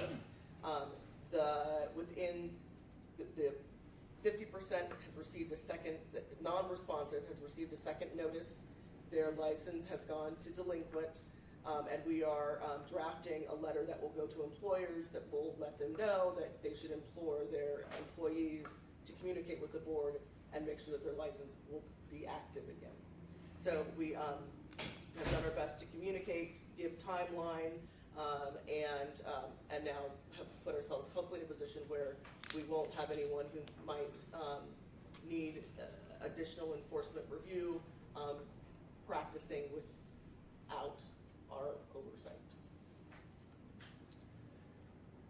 And then on bullet number 2, we, as you know, we've been working on the guidelines, and then we had DCA, Patrick Lee from DCA said we've got to wait to hear from them about the Unified Uniform Standard number 4, which we already had reviewed earlier about that. So we were needing to implement that into the guidelines.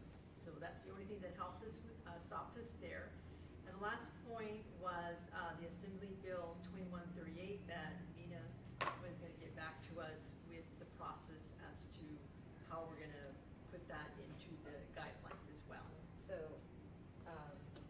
the optician program actually has their own regulations for substantially related conviction and rehabilitation factors. So at the next meeting, we're gonna take up those regulations so that in July 1st, 2020, when the 2138 becomes law, those will be updated as well, just like the optometry program is doing, hopefully today, or at least starting the process today. And that's all that.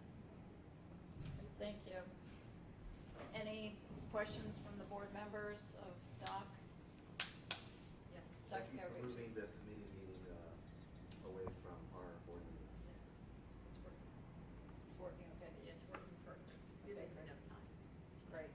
And any comments or questions from the public? All right, we'll move on to practice and education.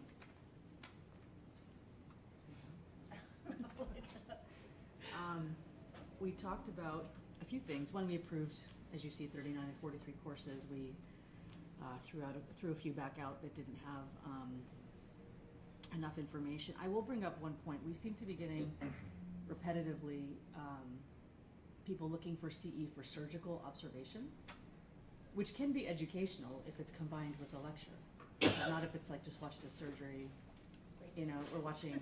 Well, because for example, if you're going in for like LASIK LASIK takes seconds to do, so, and you're asking for like 4 hours of continuing education, I mean, that's not really appropriate, so we talked about those types of things.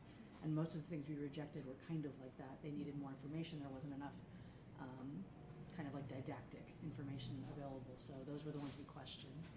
We talked about, I will say that most of the stuff that comes in from most CE providers is actually very comprehensive. You know, they have the qualifications, they send in either a PowerPoint or a good outline. A good outline, which is you just need one or the other. And so that's been working out pretty well. We talked about a couple of things. There is no, currently board staff is going under the presumption that courses they don't expire for a year. And what that means is that, so if I'm the CE provider, I can give the course again for a year. It's still valid, it's still relevant, and so that kind of thing is happening. So we were kind of looking at industry and what do they do. So for example, a big thing in optometry is COPE, and they do a 2-year certification for courses. And it's kind of to keep the information relevant to the practice. Is it still relevant? You know, are we kind of doing, go ahead. Or if they're teaching dated material, which Yeah. is not helpful to Right, so practitioners. we're trying to make sure that that's relevant to what's being practiced today. So that was another thing we looked at. And staff is going to research that for us and find out what's going on and see if we can kind of more align with what everyone else is doing. They're going to look at, they're going to talk to COA. COPE is the biggest one, but it's important to kind of just see, like, you know, so we're kind of on the same page. You know, so we don't approve them for 6 months. Everyone else is doing it for 2 years. It doesn't make any sense. You know, so what's that? Yeah. So we can. And then the other thing, which kind of a big deal, which I didn't realize this was happening as much as it is that, you know, it takes time to get approval sometimes, because if you're doing, as someone who's put together a symposium or like a CE program, you don't always get everything on time from people. You know, you ask, you have like 3 or 4 or 5 speakers, and they don't all send their CVs in. Well, the board can't look at it until you do, and they just don't. They forget. They leave out little pieces, and we can't do it. You know, if we don't have the all of the information that we require in our packet. We have a very specific, you know, give us this, and if we don't get it everything in time, we can't approve it. And what's come to our attention is that there are people who are CE providers who might be dispensing certificates for, you know, yes, you got CE approval, or, you know, you went to a class, it was for 7 hours, here's your 7-hour certificate, but it's not board approved yet. So, and maybe it doesn't ever get board approved, right? So you already dispensed it, you already gave the certificate, and the person thinks they got credit towards their license, they get audited, and now there's a certificate that has courses that were never approved, so now you're like 7 courses shy of, you know. I assume you paid for that too. Yeah. Yeah, and so this is an issue, right? And so we were talking more about, we talked about legal stuff. Mina can kind of, you know, remind us of that. But if you're going to not be able to submit stuff in time, because sometimes that does happen, it has to be clear as, you know, clear as day that it's pending board approval. We talked about putting out, kind of, these 4 and 5 kind of go together. We talked about putting out a list of board approved courses so people know. You know, or actually, did we talk about putting out? Talked Putting about it putting on out the web- on the the ones that website. are on the website, the ones that are not approved, right? Or No, approved? like the ones that are That are approved approved. also, so Yeah. you could just go and check, you You can can just just go log and on check. and check and say, Yes, okay, sir. No, Oh. we want to do that. yeah, we wanna do And it. we also talked about making it easier for board staff to identify courses, like they give COPE numbers. So this is this course. It's good for 2 years. It's course 1, 2, 3, 4, 5. It's good for 2 years. Here it is. Here are the dates, and that's kind of how COPE does it, and it works really well. So we're trying to mimic that kind of a system that's been established and works well to make it easier for staff to identify if people are actually doing their CE, and also to make sure that the licensees are not taking classes that haven't been approved and think that they've gotten their credit. So that's kind of some of the stuff that we're looking into, trying to make the system a little bit better. That was the crux of our meeting. Questions? This is good stuff. Yay. So the question I guess what I would have then is, are we gonna need regulatory changes? We'll need some of that. So once they give us kind of the research, they're also going to give us potential like regulatory language, and then we'll bring that back to the board. In one packet of all these things that are. Yeah, so we have another meeting coming up in March. So unless we have something sooner, you know, bring it all together for the April board meeting if we have information, so. But yeah, we'll bring it together in a package and say, here's the language that we like, or, give us your feedback and go from there. So I'm gonna bring this up because I'm not sure I think it's related. I hope it's related. But there also is a little confusion, I think, for new licensees on when When they have to do this. they have to do their CE. Is there any need for us to clarify that language I in our see, regulations? I see Arsha nodding her head. Can we have her come to the? I've heard all of it. Do you want to provide any context? Come on up. Yeah. So it's a committee report that's been agendized, so if, I'm fine with enough of a discussion to know, do you want this on a future agenda item? For the committee. For the committee to look at, but I want to make sure, we're not going too far off track. We're not deciding. Not making any decisions. Because it expired. Good afternoon, everyone. Speaking to what you were stating, yes, we've had a lot of new applicants ask questions regarding, do they need CEs, do they not need CEs? So for existing optometrists that are coming in from out of state, we have stated they do require CEs. This is necessary as they should already have access to CEs. As for new graduating optometrists, of course, they can't access 50 hours of CEs right when they graduate.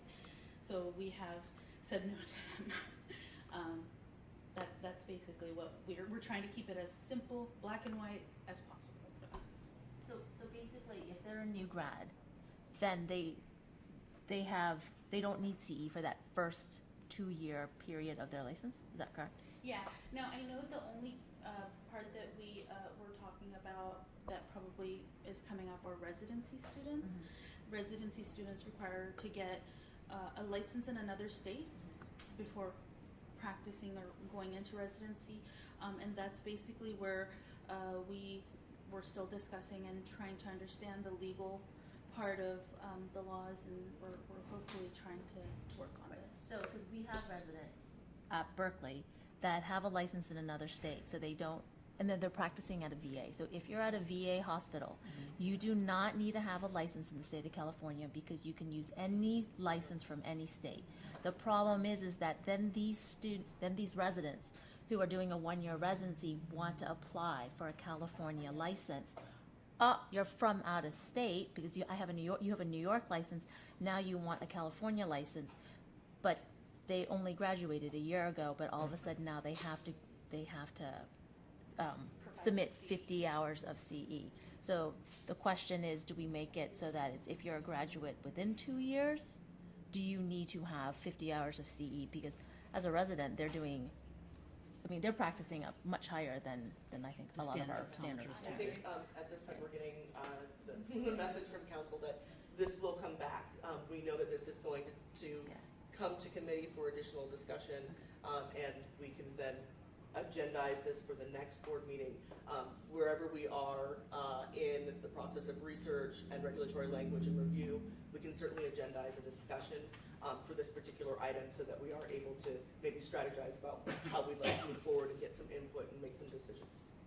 So maybe we'll add it to the next PEC meeting and then. And then, yes, we'll also add it, regardless of where it will certainly be in the PEC meeting because we intend to bring you research at that time. I hope that we will be able to bring you regulatory language and just a matter of staff getting up to date and working on legislative priorities, whether or not we're able to do that. We will certainly bring you research to the March 8th PEC meeting. Regardless of where we are in that process, we will also agendize a discussion of this item for the April 5th board meeting so that we can take this discussion here and advance that as well and get larger board input. This has nothing to do with that, but to your comment about why can't we just start by putting up the approved courses on the website right now?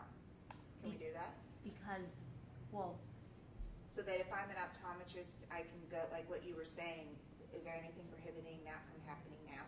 I forgot what we said. well, we don't have, so a lot of the times the courses are approved, like if it's a conference, we approve all 7 courses. So I guess we could, but it's under one I guess reference number for staff to look at. And what we are proposing is that each course has its Yeah. own number. Wow. So right now, I think it's a lot harder for people to go and say, okay, well, this name looks pretty similar, right? But there's no way to, I think, 100% identify, this is the course that I took. Or could you do even like a monthly PDF, kind of that you just update it, that you put, I'm just trying to think to your point. I mean- I'm trying to figure out what's approved and what's not, what's the easiest thing, and right now, there's nothing on here, there's nothing even on here about, maybe it's Look under at the No, licensing. there is not a So listing. why, yeah, so I mean, why, I guess we could do it by title right now, Well, right? not just by title, but conference. you could do it by conference, like, cause most of them come within a conference, like such and such, but the whole conference gets a number, and each course is within that same Right. number, so. They may be teaching like 7 courses, Right, and they it's all- just under a symposium. It's maybe we can look up, maybe we could figure out an easy way so that they can. They can go and double check. licensee can Well, list. you and can then- change, that change is simply implemented by staff work, and Yeah. we're working on that change, and so the Yeah. intention is that now that we are going to be moving forward, giving individual numbers to each course, that we would then, as those approvals, so after the March 8th, we would hope that we would be able to create a PDF of those that were approved at the March 8th meeting. Yeah. And those will have Yeah. individual, and we will move from there. Also, because we currently don't have in regs a time period for those that have been approved, whether or not we want to list course numbers from approvals that happened back.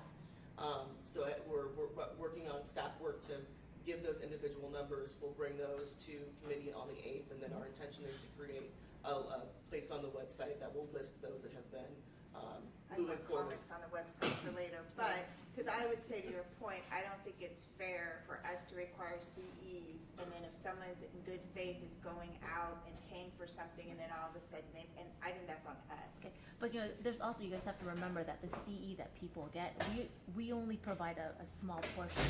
COA, the Academy, the AAO, American Academy of Optometry, all the schools have their own CE, and we don't do any of Oh, those. no, that's approvals, fine, I right? just think Just from the whatever courses that you we are guys doing. approve, Okay. it needs to be public, it needs to be on there, and I think you're doing all the work to approve them too, so let's let people know that here's what's been approved and, And here's what's pending also, so that would be a and great way pending, for and people with the to know big the red pending ones, thing yeah. that said, don't pay your money if it's not approved, And you're also not gonna part of- get your money back.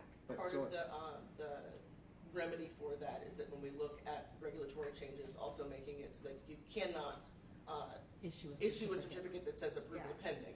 You can let folks know who are attending your course that we have applied for credit, and if we are granted that, you will receive a certificate. But you can't give people an approval pending Yeah. certificate, and then we get that back here thinking, that they are. We may or may not be able to control all the CE that they have access to, because we're not gonna be able to control CME, so the medical. But the stuff that we have control. Yeah, but we're not Yeah. gonna- So, yeah. Does the board approve, like Berkeley's gonna offer? Yep, all schools approve their own, COA approves their own, AAO, AOA, There's and no, AAO. like, we're not like the overall. No, No, it's- we do it's basically private groups. Yeah, because I mean, even within like presentations, you might have 8 CE credits, 4 of them might have COPE approval already. So we don't have to do that. So you don't have to, I mean, most people include it all because it's part of their program, but the 4 CE credits that have COPE approval, we take COPE approved So what classes. if I do something and I submit something, a proposal, and you deny it? Mhm. Can I go to COA and they can approve it? COA could approve it, yes. Because So there's no like overall, shouldn't there be like overall, is there standards? No, because it's subject matters, SM, It's- basically we- COA has an optometrist who looks at the course, and then they say, but the thing is that for COA, in addition to providing the course, they also have to say, I'm applying this for a glaucoma certification, or I'm applying this for therapeutics. And then that person goes and reads the COA, or reads the course and says, okay, there's material in here that qualifies it for being a glaucoma glaucoma CE course. Okay. And again, most of these people are using national speakers, and it's a lot of overlap with like the COPE and all of that, and they have a whole panel that's accepted, it's why we accept it, so. Okay. Yeah, so that answers my question. So they will approve CEs throughout, beyond California, they go through the other states too? Yeah, I mean, All of them. if I go anywhere else for CE, it has to be COPE approved, I won't gamble on.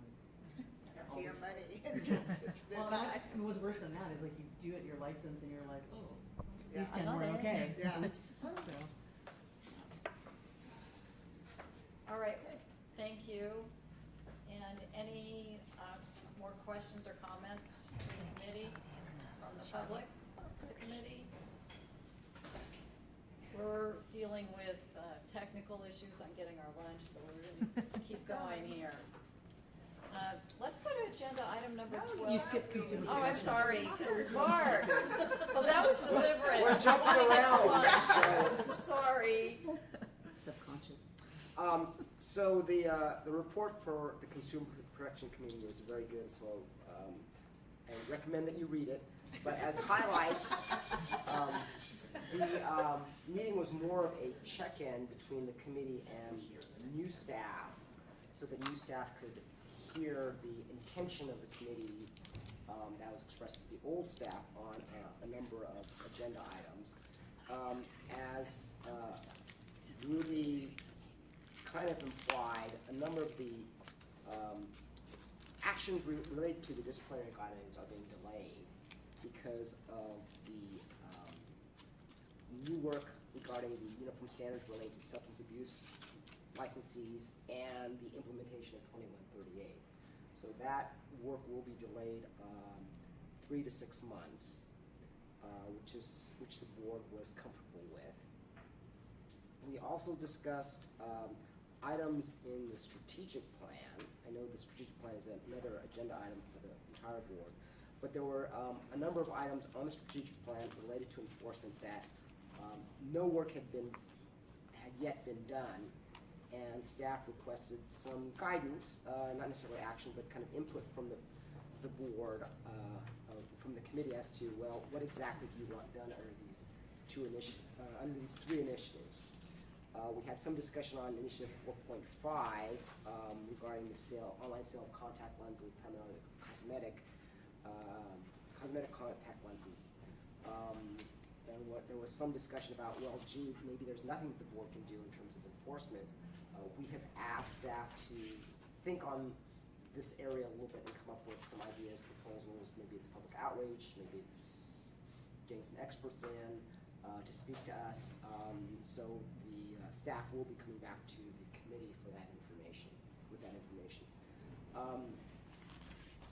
Strategic Plan Initiatives 4.1 and 4.3 concerned the delay in board staff in getting complaints on a number of matters. And board staff will come back to the board, to the committee and provide some ideas, information, suggestions on how to limit that delay in getting complaints. These are referrals mostly to the enforcement staff for action by the board. Deborah, was that right?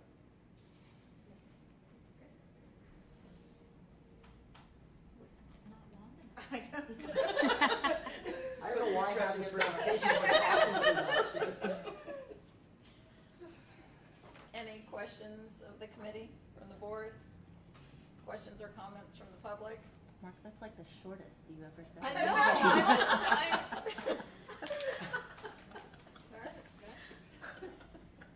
Okay. The meeting is not over yet.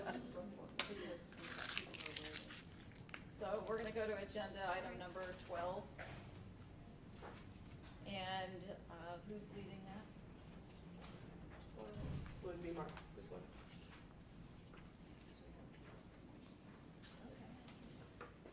Okay. Also going to feign a little ignorance as I work through this. Okay, in 2017, the governor signed into law AB 443, which relates to our scope of practice and amended, among other sections, 3041G.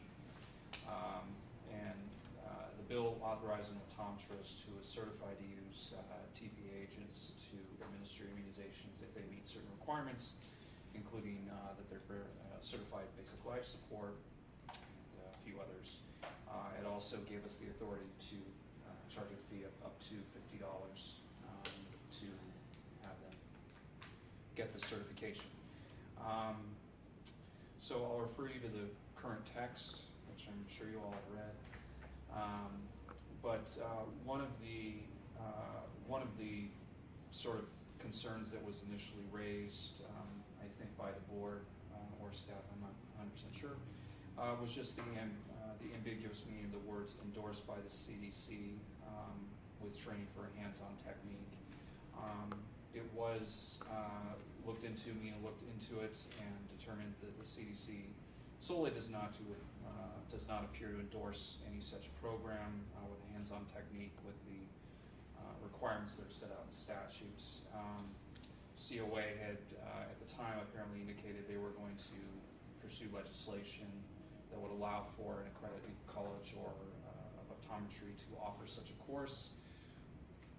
Did COA ever? Yeah. No? Okay. And so in 2018, the legislature amended the section to include the words "or the Accreditation Council for Pharmacy Education," which clears up that notion, that issue of hands-on certification. I might refer to Mina. I know that there was some discussion about if optometrists have the implied authority to order the shots themselves, or Mina, what was that? That was resolved. That was a question Dr. Chawla Okay, had, and okay. we gave an opinion on it. Okay. I think that, yeah. that Okay. answered. So anyway, we're just proposing to add into our regulations Title 16 CCR 1572 immunization certification applications, and I'm going to read the text real quickly. Subsection 8: application for an immunization certification shall be made on a form prescribed by the board, Form CSBO IMM revised 2019, which is hereby incorporated by reference and shall be accompanied by the following. Application fee fixed by the board pursuant to section 1524 of this article. Number 2, immunization training program certificate from a program endorsed by the Federal Centers for Disease Control and Prevention or the Accreditation Council for Pharmacy Education. Number 3, basic life support certificate, and then a note of our authority cited and the reference to what we're doing. And then we also had to amend CCR 1524, that's the regulations that fixed our fees. So we just added subsection R, application fee for immunization certification, $50. So those are the two changes we're proposing. Okay? So if I want to get this application, I have to actually fill out a form and mail in a check? I cannot pay it online? Why can't this be done through Breeze? And then we can track I'm them. not familiar enough. So it's not that we are developing a form, we are getting your buy-in, and then we will work with Breeze to make sure that this can be a part of it. But if we worked with Breeze first and then brought it to you, we would have that lag time of Breeze developing that. So we wanted to get the form in front of you, get the language in front of you. We will then begin to work with Breeze so that there is the capability to do this online. Because, correct me if I'm wrong, didn't we vote on, I don't know, a couple months ago where we're not even doing paper, we're not even sending out paper? Paper renewals. So I want to make sure before this goes, it's not on paper, it's on Breeze, because we already passed, what, a year ago? Where we voted that we will not, so we're trying to move everything to Breeze and to electronic. So I get if we're approving this in theory. But it's already got a form number. So I don't, we've already said we don't want forms. So, this shouldn't even, we need to have it online. In this case, the statute actually calls for the applicant to apply on a board-approved form.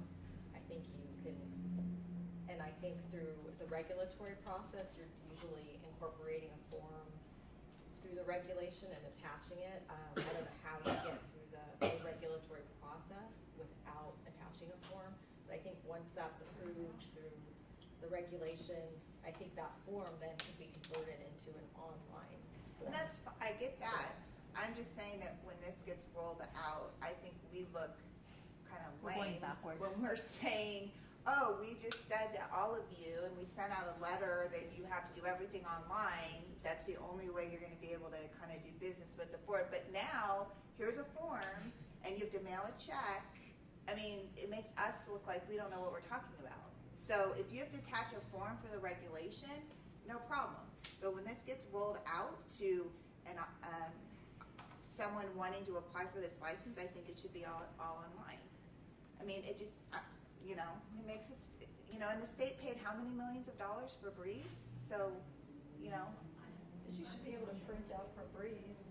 I have a question. Does Breeze have the capability of uploading forms?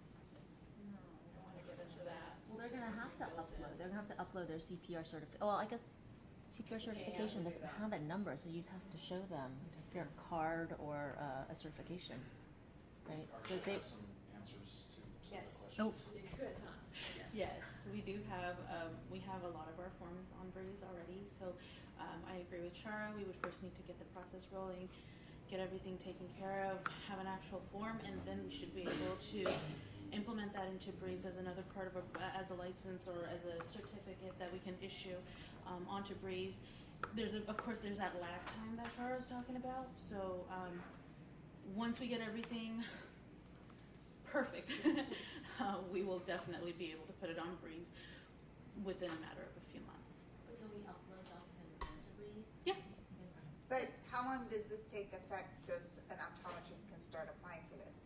Not now, because it's not past the Yeah, regulation, No, correct? no. So, Well, again, the regulatory process generally takes ballpark 1 year. yeah, you From can do start to both at the finish. same time, right? So, We can. Yes. Yeah.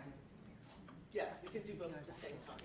Okay. So maybe more the question of, is the information This that's is provided yeah. here acceptable to us, or do we need additional information, or do we want information taken out? So when they create the form on Breeze, Yes. it Yeah. reflects every item of information that we'd like to collect from the online Thank application. you, Sid. Yes.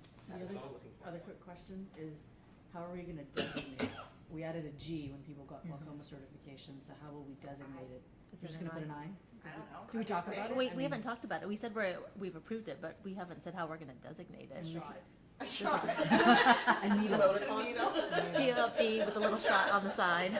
A screaming Get a little- child. That's more like it. That's my child. Or just the word ouch. Yeah. So, yeah, So I have another issue around, and we've talked about it a little bit, but I tried to look as an optometrist and how I can get the certification through their Accreditation Council for Pharmacy Education, and I perused their website. there's nothing. there's one, I'll have to go look at it. Berkeley sent out an email about it.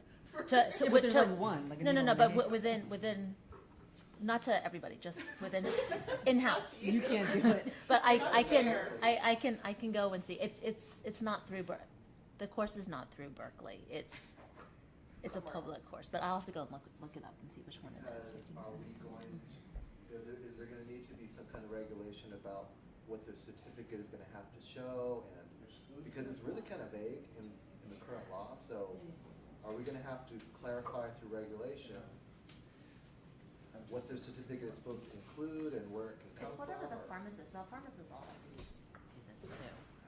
Right, so it's the course that they all take.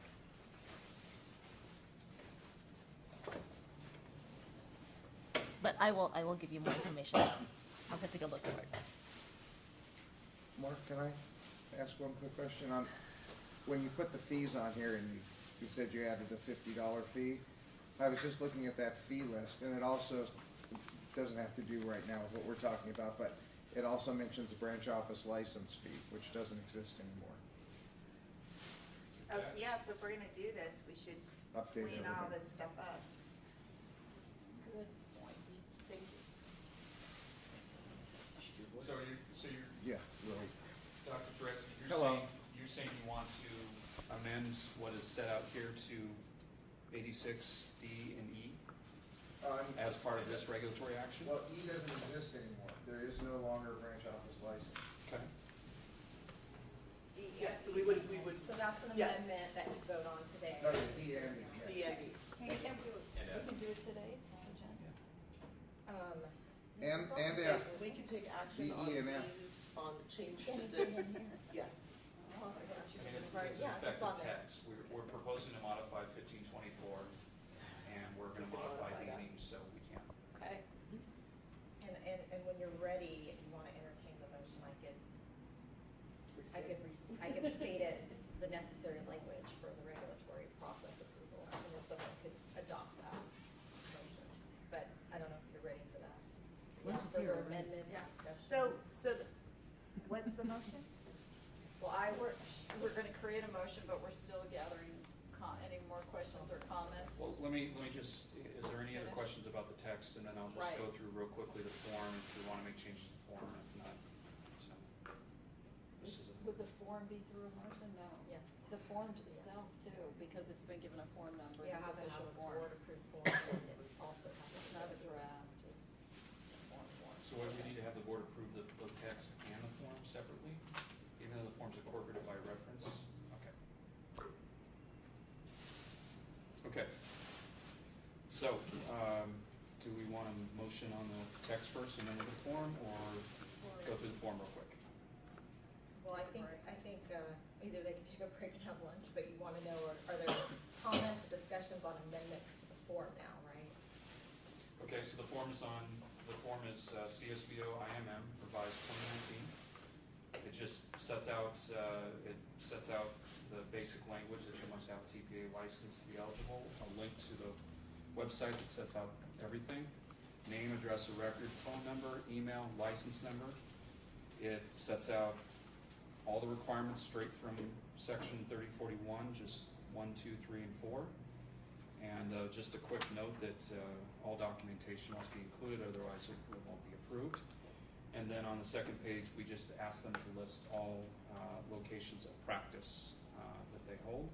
And then the declaration, their signature declaration, penalty, perjury, et cetera. This is pretty standard. Most other boards use forms very similar to this, so this is pretty tried and true. I'm sorry, I know you mentioned it already, but that first section about the CDC, it's not changed yet in the law, right? It still is included in. It has been changed in the law. Yeah. But it's now So it's CDC and pharmacy. CDC or. Yeah. That's current. Hands-on injection, you can still do that flow maze, right? But I think they discontinued the nasal one. They were saying that it wasn't as effective as an injection. So I don't think it's been available. No, but what if they redid it? Would this prohibit someone from doing it? Doing the nasal. Well, I'm sure I understood. yes, Just because from- this yeah. only applies to people who are 18 and older. So usually the nasal one is only applied to kids usually. Right? But what if, I'm just asking, like, technology changes and Mhm. suddenly adults can have it? There's adults who are still afraid of shots. Mhm. Would this prohibit that from happening, since it says hands-on injection technique? I mean, do we have to specify? This would I prohibit think that it. we would, that beyond We'd our have to form, revisit it. there would be a need to go back and Mhm. amend the statute. Yeah. Because the statute does deal specifically with the injection of vaccines. When legislation was passed that optometrists could do a finger stick to test for diabetes, they used the term venipuncture, which means drawing blood out of the vein. And the ophthalmology group put up a fuss saying, okay, that says if you want to draw it out of a vein, great. If you want to do a finger stick, you can't do it because the law does not allow for that. So that had to be changed in statute. So I can guarantee you that somebody will put up a fuss that you can't use a nasal spray.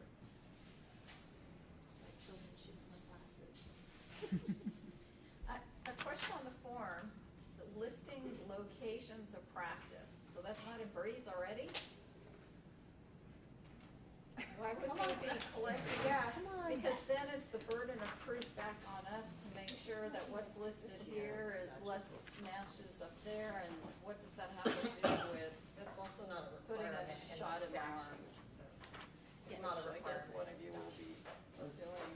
And can I throw something in on that too that just crossed my mind when you said that?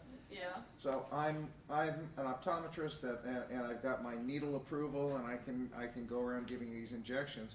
What if I'm filling in at somebody's office? Oh, good point. Can I still, can I bring my flu vaccine and my syringe with me and do it at somebody else's office, or can I only give it at a location where I am? I think that this this application would be sort of with the license, not with the location. Then Correct? the So- more the reason to get rid of what's on the back. Is there a reason that we're not aware of it, that we included the locations of practice? No, because all the SOL statements on Breeze now will be having that statement, do you have ownership interest or not on there, so it shouldn't. We could get rid of it. Yeah, we can get rid of it. That was an excellent point where we raised it. Let me ask a more broader, comprehensive question on the same topic. Is there anything on this form that is not requested or required by the statute or regulation? Being signed under the penalty of perjury is one of them. It's not required under, The statute doesn't require. Under this specific statute, it's not required. okay. I may be okay with that because You still might wanna have it. Yeah. We want them I think to we have affirm the that they- authority in Yeah. general. Because to- the attached document is Exactly. accurate. Yeah, I think we have And authorization. if you under- get denial of the just to administer the shots, I'm under okay law. with that. Yeah, I think that's, We want them to attest the veracity of the documents they're Right, providing to right, us. right, And I think we have the authority of but other than creating a more that, straightforward. we're I not- have another question. Do you accept, I'm looking at you now, can you pay your license fee with a check or money order? Or does it all now have to be through Breeze via credit card? You are able to, yes. Okay. Yeah, what individuals do is that they are able to, and it's very rare that those really come in because everything's so automated, but when we do get checks, we do have our DCA cashiering team, we send those off to them. So should and this then say fee, check, money order, or credit card? They can also pay cash. Or cash? Now, Cash? do you have to specify it all? Just the fee Or is just $50. Why do we have to put check or money order only? Because then that covers. Carrier pigeon? Trade. Yeah, trade. More Bitcoin. Pony Express. I just wanted to make one quick comment, about the comment about what Mina said she and I discussed. It remains unclear if optometrists have implied authority via statute to order the shots as well as administer them after certification. The reason I asked that question is because the system that I work within, a primary care, like, you're due for a flu shot. Like everyone, you're due for a flu shot kind of thing. So we have an LVN that sits inside our department, and an order is generated within our, order system at Kaiser, right? So, because she does it, and then she sends me an order to sign off on. So that was my question, can you do it or can you not? Just because you are allowed to give the shot. And Mina's answer was at the moment, no. You can't, it doesn't seem like it's So you implied. can't order it. You could not, I can't sign off on her work. Right. Because as an Oh, LVN, she's supervised by a physician whose Right. authority goes under. She's not under my, but if you were in private practice, could you order? Can you buy the flu shot? yeah, so I wanted to make clear because the word order is confusing, Yeah, right? I don't mean it's order confusing. I don't mean ordering, as in acquire it. Oh, you're like the order to give me the shot. Yes, I can't supervise an LVN or someone else to do it. That would have to be done by their primary care doctor. So what we've passed along, because I asked this question because it's starting to pop up, and what we do now is we just forward the order to the primary care doctor to sign, because it's easy enough. You just send it to the person's PCP. But that's that's like within Kaiser. But if you Yeah, are, but if let's you're say, in private practice, can you order it then? no. You mean Like- order it? What do you Like, mean? can you say, okay, Rachel, you're here getting your eyes exam. I'm gonna go ahead and give you your flu shot too. Sure, Yeah, sure, sure. but That's then, different. but then I- but then they would have to pay for it versus like if you were part of an HMO. I just can't oversee someone else's. I can't have an LVN do it and I oversee, because I'm not allowed. That's not part So of how my many people are actually gonna do this, do you think? do the Like, flu shots. sign up for this, to get this license? Frank Giardino's gonna do it. No, in his clinic, and he's got 5 clinics in Pismo Beach, he'll be doing it there. Well, good for him. There's one. I mean, I think it just depends on, I like, think, if you're. where you're practicing, where like, you're I think if practicing. you're in rural California and you're the only healthcare Yeah. You practitioner, should do it. then it, but you know, if you're here, maybe. Okay, I well, think it's the intention of the association to speak during public comment, but anecdotally, I can say that in conversations with them, there seems to be a great deal of interest that they are hearing from members of the association that they are interested in taking this on. So then is it, maybe when COA, is this clear enough then for their members to make this as easy for them as possible? I'm just asking. What we've heard so far is there is a great amount of interest. Since we're still developing all this stuff, I mean, there will be ample opportunity for COA and others to comment, and, you know, obviously, we'll bring those comments to the board. If we want to change it to accommodate COA's concerns, we certainly can, Or do they have because they're the folks on the field. So I think we need to get a motion, and then we can take public comment, and then they can give us any input, and then we could amend the motion if we found that that was right, correct. Yeah. Do you want me to state the motion? Yes, please. Sure. Sure. I'll do my best. Okay, so approve the proposed regulatory text in 16 CCR, section 1572, and section 1524, with amendments in section 1524 to delete fees D and E from the And, text. and F. And F, D, E, and E. Sorry. D, E, and F. D, Okay. E, and F. And can you also just add to make sure all of these are still current fees too? Right? Balance for current.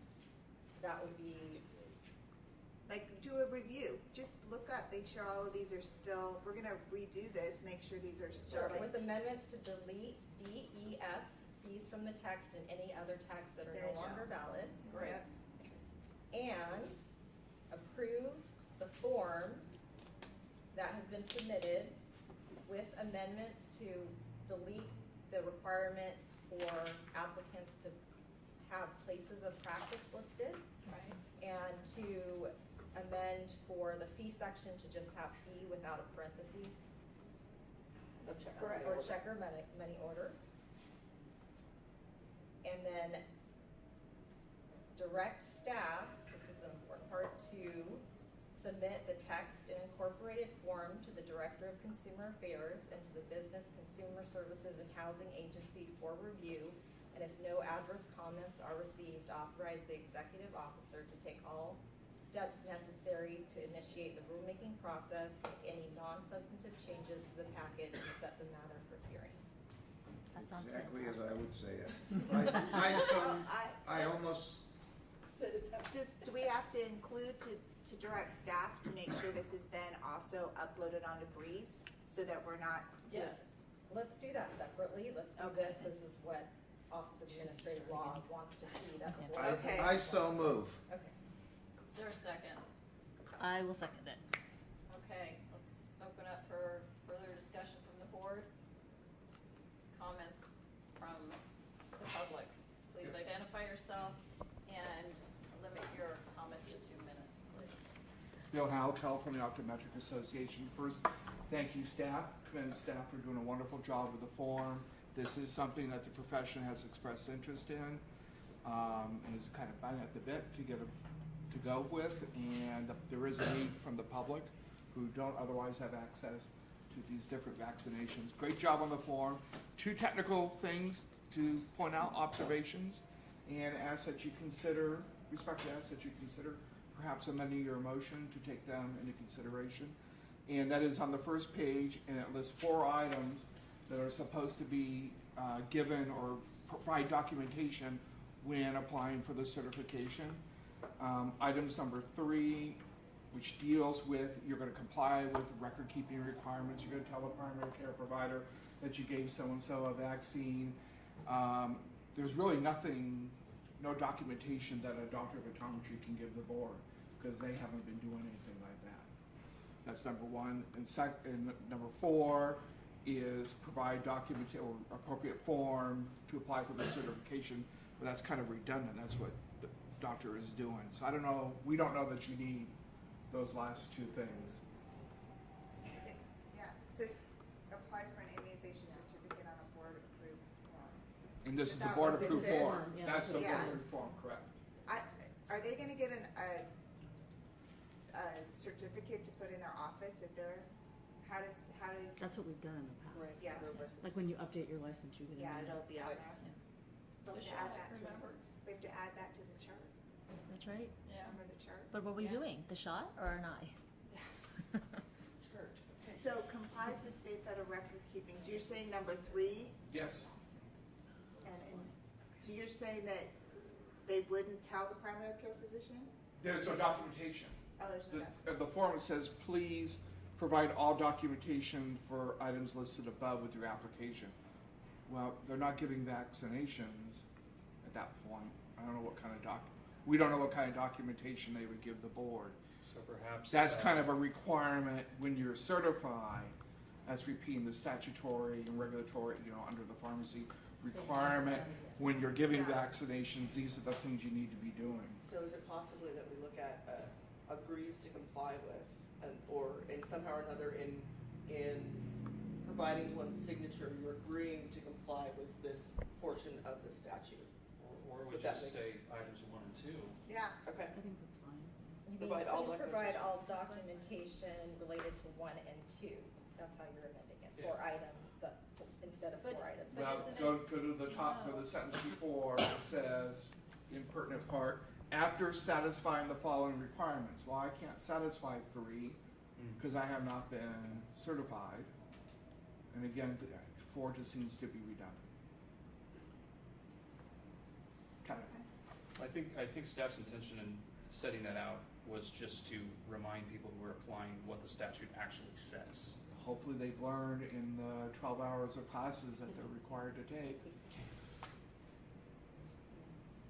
And if they haven't, they get caught. I think There it are does make problems. sense, right, to eliminate 4, I think that is redundant, you're working on the form. But I do think that it does make sense to have the agreement that they will comply with this particular point of the record keeping. You might move that to the very end where they're signing off, When you sign up saying that I onto the attest, blah, blah, blah, blah, blah, blah. Just to keep it simple and not confusing. And going back to your question about, will doctors understand this, will it be simple and so forth? That might make it simpler, Thank you. but why not? I'll let you. Questions? Thank you. Thank you. Okay, so how do we need to? We can move 3 and, oh, you're gonna. Delete it. Just Yeah, delete just 3 and delete it. 4. Let's take a break. We need to take a break. Okay, we're taking a break for a quick lunch and just have a break. And back in 30 minutes? 30 minutes. Yeah, 30 Can we minutes. take additional comments about? Yes. Yeah. Sure.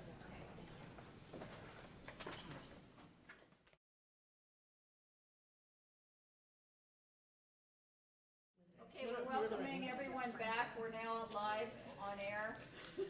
Back with our webcast. Reconvening the California State Board of Optometry. When we broke for our late lunch, we were on an action item that we had not finished receiving comments on, so we'd like to invite the public. If we have more public comment, to please. I think Nina wants to present the changes to the form real quick, or? We were in public comment though. Oh, I'm We sorry. were in public comment and we're continuing with public comment. So if you could please come up, state your name and limit your comments to 2 minutes, please. I will be quick. My name is Bonnie Delatorre. I'm the Continuing Education Director at Marshall B. Ketchum University. Basically, I just have questions from optometrists that want to take the pharmacy-based immunization program that's nationally recognized that we currently give at the college. So they are asking me if, once the form gets completed, if they will be able to have some type of retroactive certification. Okay. Comments from board members, if any, or taking that into consideration? It's a legal question, isn't it? Yeah. Nina, do you want to jump in? It's already a certified course. It's a course that qualifies, right? Right, pharmacists were in the same, were the same predicament where it wasn't in their scope of practice, so it's a certification program and it's nationally recognized by, and it's given by APHA. We just administer it with our faculty that were trained by APHA. Okay, will that go to practice and ed or yours for board? I'm not clear on what the, I don't think there can be a retroactive certification. They have to meet those specific requirements and have the board process all of their documentation before they get certified. Well, they actually do meet all the regulations. It's just that we don't have the form to do it. Right, but that's a requirement in statute that they. It wouldn't need to be retroactive, because, I mean, I think the only concern would be whether or not when the immunization training program was taken, but neither statute nor regulations specifies that. So once there is a form, once we've moved through the process, they would be able to apply and receive the certification. But how far back is this retroactive? Was it 5 years Oh, ago? no, that no, you did no, it, or they a year want to ago? take it now, but my answer is, I don't know, and I No, but called what Mark. what she said is correct. So they take the course. Right now, no one can get this license right now. So once all of this is done, and it's gonna take a year for us, it to go through the process. So once it's up and running, then they can apply for it then, just like anyone else can. So if, So they could take the immunization training course. correct. Yeah, because this is, they have to apply, and it also says and maintains that training. So whatever that training requires to be maintained, as long as they've maintained that, when they apply, they'll submit that, and that will be part of the. So they can, once this gets settled, after they've taken this APHA Yeah. approved course, submit it, and it will be okay. Yes. Yeah. Okay, because Like they Dr. keep. Calmucci, he doesn't, if he had already done it now, right? You would have to take the class, I'm using you as an example. So you would have to take the class in I order. was searching to see if I could take the class.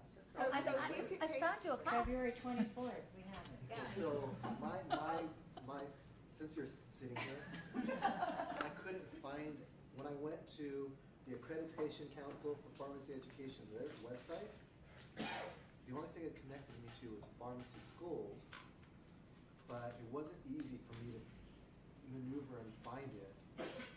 Versus, if you're still a student right now, you can just hear from it from a professor, but I was having a hard time finding it, so to reach out to all the other people that may want it, maybe reach out to the COA and let them know, and they can kind of get the word out. But I think that getting the word out is going to be an opportunity. Okay, because I have 2 classes this year, and optometrists are asking me, I'm like, I don't know. Yeah. They could take, so tell them yes, take So the yes, class, they can take get it. your certificate or whatever you get, and then once this is done, then they're just gonna send that into the Board of Optometry, and that's how they get the With the process to form. get to the All form to right. do it. Yeah. In addition Thank to the you. other requirements, certified basic CPR, life support. Okay, Yeah. thank you very much. Just as a point of clarification, you made a comment about maintaining. It's the certification once you get it that you're maintaining, Yeah. right? Once you've actually It been awarded. I think it's in the statute that says maintains Maintains that that training. training. Maintains that. Right, but you can't maintain a training that you're not certified to do. Right, so I just- once you get the certificate, then you have to Then you can maintain your maintain training. Right, yeah. Thank you. You're welcome. Thank you. Any other comments from the public? So this is just to Well, clarify, anybody who wants immunization certification can currently take an approved course, and they just won't have certification until the form and everything has been changed next year. They can apply. Form, they apply, And they pay pay the money. In any And then form, they- cash, and check, then cash security check. pigeon. Carry Yes. whatever, And then pennies. someone Oh my needs to God, can you decide, imagine? staff maybe to bring back to us what is the symbol or the letter or, Yes. and then we'll update the other forms that go into the doctor's offices, the cards that advise public of all the great services the optometrist provides, Dr. Kawaguchi. Maybe from our website, we should provide some form of update Great. for optometrists saying, we're working on regulations. You can, if you'd like, take a course to get certified now. So maybe we should say something. Yeah, thank you. I was wondering what topic I'd be writing about next, so you just gave me the topic. Thank you, Dr. Kawaguchi. I'm looking at the statute, it does say and maintains that training, so. But you can't maintain, I mean, so the reason I'm asking is because if you interpret it a different way than once you get the certificate to do it, then it negates what she was asking, because it's like, if you take the course now, they're asking, do I have to take it again? Does it count? So if you're just trying to maintain the course, does that mean you have to repeat it? Right? I think it means that you maintain, Your like, I'm skills. glaucoma certified. I have to maintain that. Right. But I didn't have to maintain it until I got glaucoma certified. Right. Is Right? there an expiration That's- date, on this, on the trainings though? So if I take a training, that's the maintenance of it, That I was the think, question, right. right? Oh, I'm sorry, I thought it was, And then, does it state in my maintenance program, is it once a year I have to take refresher courses, or do we need to clarify? What is the maintain on the on training? What does it mean? I don't think that comes to us, because I think that it's a matter of the outside body, whether it's pharmacy or CDC, they decide how long Right, that right, training is good for, right? So how often do you have to renew your CPR training? Right. That's determined by the organization that gives that training. So we wouldn't have to deal with that. It's maintain, you can't just take it once if that accreditation Okay, says you have to take it every 3 years. Let me ask it another way. We're asking them to pay $50. Is that good for perpetuity? Oh, good point. No. That's a good Okay, so if this is $50 a year, see, this is what happens when you finally get to. Blood sugar's back. The blood sugar's back, yes, so maintain. So the maintenance program, we're not calling it Isn't this like out. an equivalent to like glaucoma certification? Once they pay to receive that additional G, we don't ask them to pay extra to have, Right. So then it's just part of your license and it's part of your every 2-year renewal. So So, you pay again for glaucoma every 2 no, years? I just pay to maintain my license every 2 years, and so Whatever that the glaucoma. 400, whatever fee is, it includes all of that. So it's a good point that you made, Charlotte, because I feel that maintain piece was put in there for the basic life support certification, because I don't know that it makes sense. I'd be training to get shot. How do you administer a shot over and over again, right? But Rachel, come here. But I think. Oh, no. But I think the point is that you have to maintain it because the certification for CPR expires, I think it's 2 years, I Yeah, can't remember. and when legislation is drafted, Yeah. there's not always a clear reason why they drafted it this way. They have that and maintains just like it's written here as A, which is part of the immunization training program. Then B goes down to is certified in basic life support, period. They don't have it. Looked at the statute, and the statute actually reads, doesn't make much sense, but it does say that an optometrist certified pursuant to 30413 shall be certified for the administration of immunizations after the optometrist meets all of the following requirements. And C in statute is exactly that, complies with all state and federal record keeping and reporting requirements, including providing documentation to the primary care provider. But my understanding is that can't happen until you administer the shots. So, Is that where you say agrees to comply with? well, I think that, the statute says has to satisfy all of it. It doesn't make sense unless you read it to mean after they get certified. Otherwise, it's illogical, right? After they get certified, they have to maintain that. Yeah, They but- have to maintain the certification, they have to be doing this. I mean, and maybe it doesn't matter, but like if I go to Walgreens and get a flu shot, they're not calling my primary care and telling them that They I give got you a that shot. piece of paper. Yeah, they give me, so is that all we're asking is you give me a piece of paper that That says? you can then give to and your then I primary can care either doc. I take- think it's kind of vague. It doesn't say you have to call them, fax them, or anything. It's just, you will have I to. mean, it actually inform. says in statute, including providing documentation to the patient's primary care What if they provider. don't have a primary care Yeah. provider? Because we no longer require healthcare. So Okay. So, I get it that if you read the language hyperliterally in the statute, it doesn't make Hyperliterally. sense. But we have to make sense of the statute. and regulations are meant to specify or make sense of statute. That's correct. So I would offer that 3 and 4, when the legislature passed the statute, were intended to be requirements during the period that the optometrist is providing the immunizations, right? Well, not four, because Four, that's so a that they need to immunization, apply but for three. it. Right, certainly three, in order for the optometrist to maintain their certification, they have to do this. Right. But I agree with you, and I think we could edit this just to say. You can write once They're certified. certified where the optometrist does these things, but I think what they're pointing out is that shouldn't even be a requirement to provide to a primary. Not to get the care provider. certification, because what am I gonna, I don't have any documentation to give you. And I'm okay with that. I mean, if this is the initial application form, I agree, it's not necessary.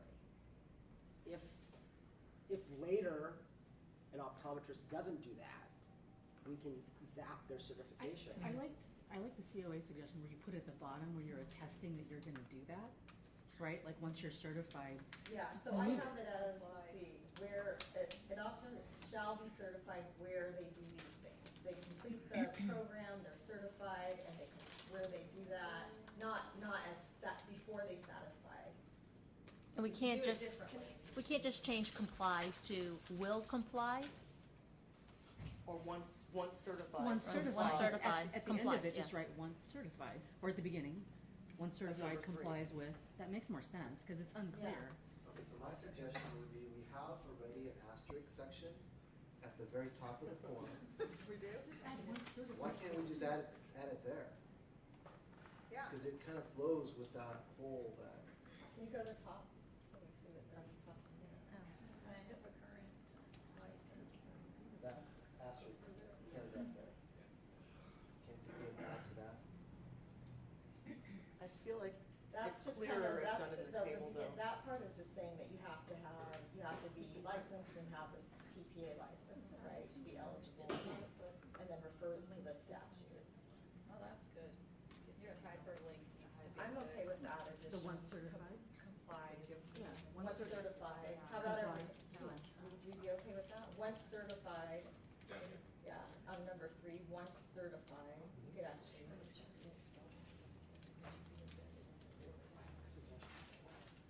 I have a separate question. I have a suggestion on this, Yeah. give you a copy, Different. the same topic. Okay. And that is, I'm happy as a board member to authorize the executive director to work with legal counsel. Since we've identified the problem, to authorize the executive director and legal counsel to craft the form in a way that fix the problem. But, and that we have a ledge-reg committee meeting before the next board meeting, so it can be vetted through ledge-reg committee, and That's then. fine. I don't think we. I think we have enough comments now to fix this. Just one other, you were in mid-motion. Yeah, mid-motion. You were, Well, like, you I gave a think- very long motion, are we retracting that and starting again? If or- we're not going to Yes, move agreed. forward, we would just, withdraw that. I made the motion, I will withdraw said motion. Okay, so I have a suggested future agenda item for the Practice Education Committee. Okay, but we're not on future agenda, Jeff, so go ahead. But it's related to this though. Okay, take it out of order, future agenda. Go Okay, ahead. go. Okay, so it's related to this because the education to get the certification, are we going to consider it for continuing education? It would come under miscellaneous. Right? That's the question I'm asking the Practice Education Committee is. I think it should, because if you do a We should just put it on. if the- you do a glaucoma certification Chase her course, down. if you do a glaucoma certification course, all those courses that you take during the glaucoma certification course count towards your CE. So I think if you take an immunization or an injection course, that might not come, that No, I mean the topic. might not come under your the therapeutics part, but it could come under, at least under the, I don't think we can discuss this. I'm just asking the question. No, I think- because- So that could be a future agenda Yeah, item. I think we that should put it on the agenda Can and then we can discuss that more when we come But to it's connected to that, is okay. Okay, because the question I have is because pharmacists can use it for CE, so. Great, send me a form. Yeah, So so just just get it, just pass it around. Yeah. Give an extra one of those, leave it with us. And she- There we go, because then Oh, do you that'll have more? toggle their memory. Yes, Yes, please. oh yeah. there you go. Thank you. two of those 8 hours are skills assessment. So I think one Will you needs grab to, that last yes, copy that she's go got? with staff so they can Thank you. route it through practice and ed. Good question, future agenda item, practice and ed, 3 birds, 1 stone, thank you. Okay. So where are we I think with we this? just take any more public comment on that and then close that out. Okay, any additional last public comment? Good to go. So, now do we need, you made a motion, I mean, you made a, He you withdrew. withdrew. So what is the new motion? Restate the motion. There is no motion, it's just Oh, anyone, so are we going? We need to, right? With tabling or? Do you need a motion for the direction of staff? Yeah, blah, I blah, need blah, you is just that right? directing the staff, so you guys can do that. Okay, So it's, Go Well, ahead. why don't we do 2 motions? And you can do it. One on the regulation and then one on the form. Does that make sense? So we get the regulation going? Can't really do one without the other, because it's an incorporating the form by regulation. Yeah, you're doing the form of The form regulation. would be part of regulation package. I would just direct the staff as you. and it has a phone number associated with it. Okay. Oh, So anyone, So- question? Go. we're gonna entertain a motion to, direct the executive officer to work with legal counsel to make this all work. Now, Finalize. to finalize the text and form for, what is this called, Vivian? Giving shots. No, what's the formal name for? Application for immunization. Yes, Yes. application for immunization, certification. Certification. And if I can ask a question, so this is gonna come back to the board? Yes, Yes. it has to. What's gonna go to Ledge Reg first and then to the board? It has to get, the final language has to be approved by the board to have the regulation be adopted through the APA process. I mean, the, And perhaps by then we can see what it looks like in Breeze. Trying to do that with a totally straight face, and as soon as I saw your face, I couldn't help it. I didn't have a poker face on that one either. She froze. The motion is out there. Yes, we Do can we have a certainly. second on the I motion? second. And further discussion from the board? Comments from the public? Yes, we can Dr. vote. Turetsky, Aye. Ms. Michelin, aye. Dr. Chawla. Aye. Dr. Garcia. Dr. Ms. Garcia. Dr. Taguchi. Aye. Dr. McIntyre. Aye. We are Mr. gonna change Morado. that. Aye. Ms. Salzar Sperber. Aye. Dr. Wong. Aye. Ms. Brandwein. Aye. Motion carries. The whole eye out of. Okay, thank you. So now let's, Nowhere. 6. What's 6? Oh. 6 is the executive officer's report. And, Then we'll conclude with AB 2138 and the future agenda items. and in keeping with today, we're gonna take these out of order. Because we, have negotiated with, Tyler Schick, the chief fiscal officer, that we'll have him, be available at 3 o'clock. So I'm going to let him know that we're calling, Okay. and then as we're doing that, then I can start to, actually, while I'm calling, can we go ahead and start with the licensing update? Which is coming from staff, that way we're able to move forward while Okay. making the call. No, where's that?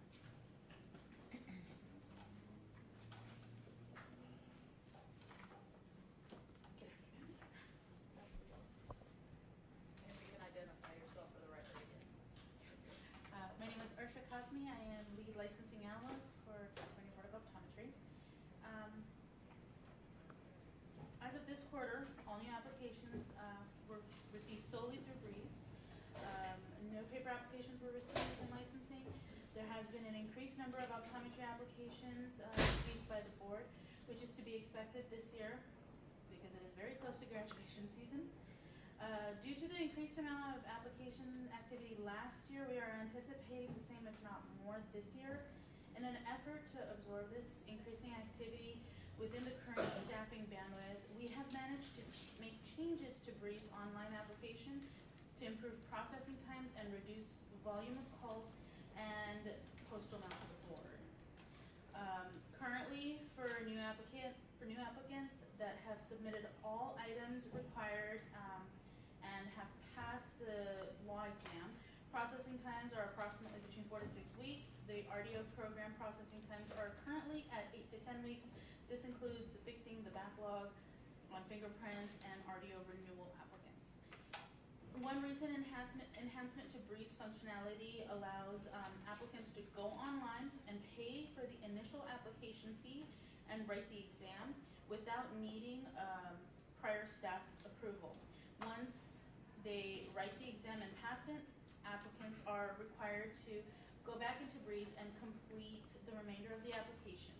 Applicants choose their certification type at this point, which would be their DPA, TPA, TPG, or TLG, and input other required information to complete their application.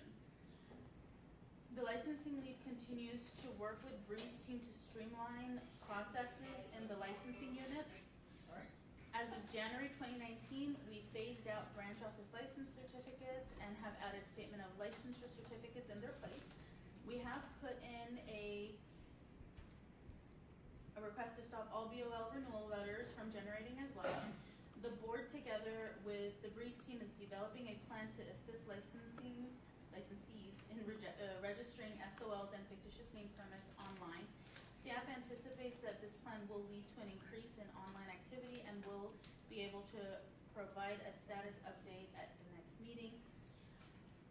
And finally, the new limited term position has been filled as of January 2019, which will greatly improve RDO processing times once this new technician is fully trained and up to speed.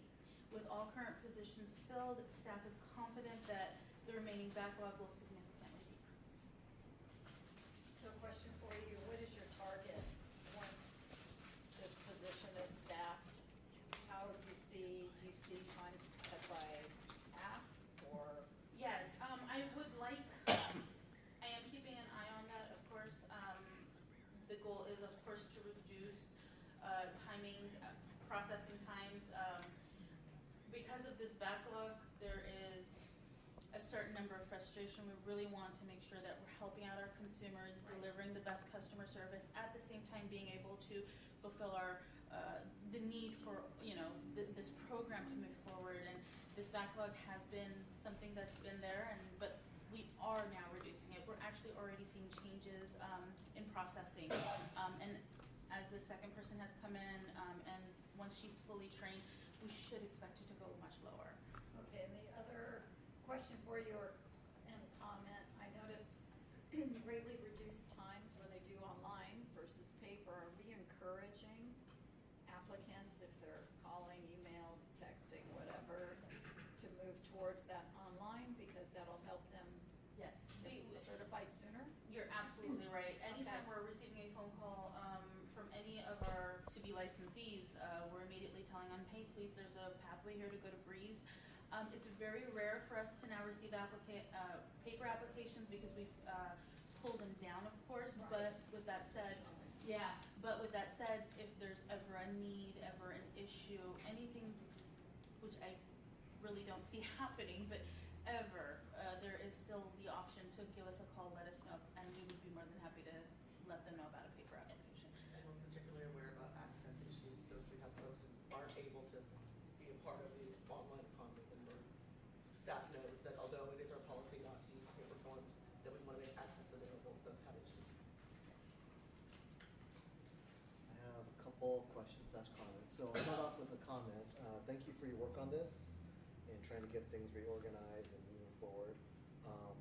I didn't feel like I got an answer from you on Sid's question, which is, did you set a target for processing times? Because I think we will only be able to measure if you set a goal of processing, take into account everything that's going on, backlog, all that stuff, to set some measurable goals over a period of time. So let's say by 3 months, it's going to be processing time for the RDOs from 8 to 10 weeks to 6 to 8.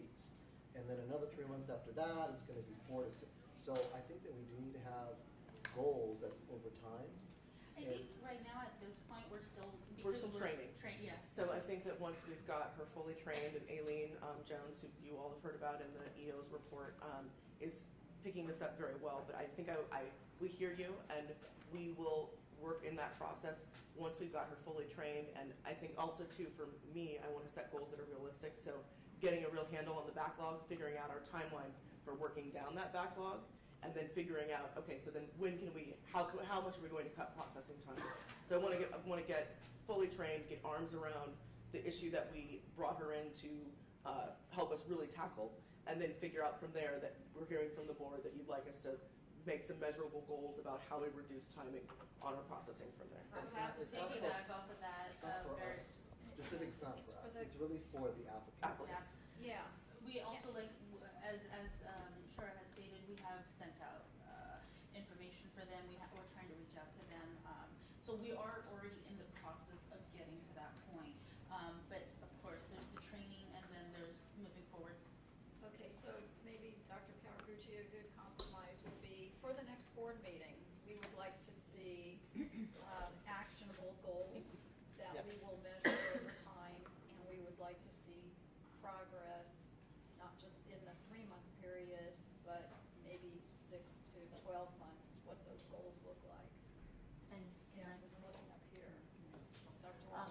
I just know that come May, you guys are flooded Yes. with applications. And last year, I got numerous emails in August of people who hadn't received licenses yet. Yes. So I don't know if there's a possibility, a way of maybe doing some special game plan for the month of May, June, Well, July.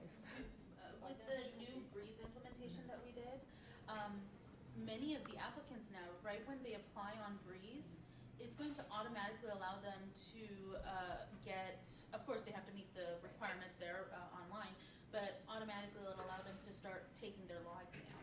So that's like typically, last year, we felt like that was a major part that was really holding applicants back, because apart from one individual licensing them, they also had to go in and approve these applications to be able to sit for the law exam. Now that we took that major portion out, these individuals are immediately, within a week, 2 weeks, 3 months, however, whenever they're ready to write the law exam, they're immediately able to go in and write the law exam without having to wait around or anything. And then it falls now back on them as to when they want to do it. So I personally feel that this should cut down those processing times, and hopefully this year it should be much more faster to get licensed. But with that said, overnight we get typically like 400 or 500 applicants. So I know that when we go talk to the students at Berkeley, or when I do, as part of the state board introduction to the students, I always do tell the students, you guys are eligible to take the law exam whenever you want right now, so you should take it, because you can, if you do fail it for any reason, you have to wait 6 months. So I don't know if we're telling the other two optometry schools the same thing, but during their 4th year, they should all take the law exam during their 4th year. It Let's add offers that them another to the- opportunity. To the visit Outreach deck, plan, because yes. the deck that we tend to go Changes. through needs Yes. to be updated, and Dr. Wong raises a really good point. It has been explained in the past. I think, yeah.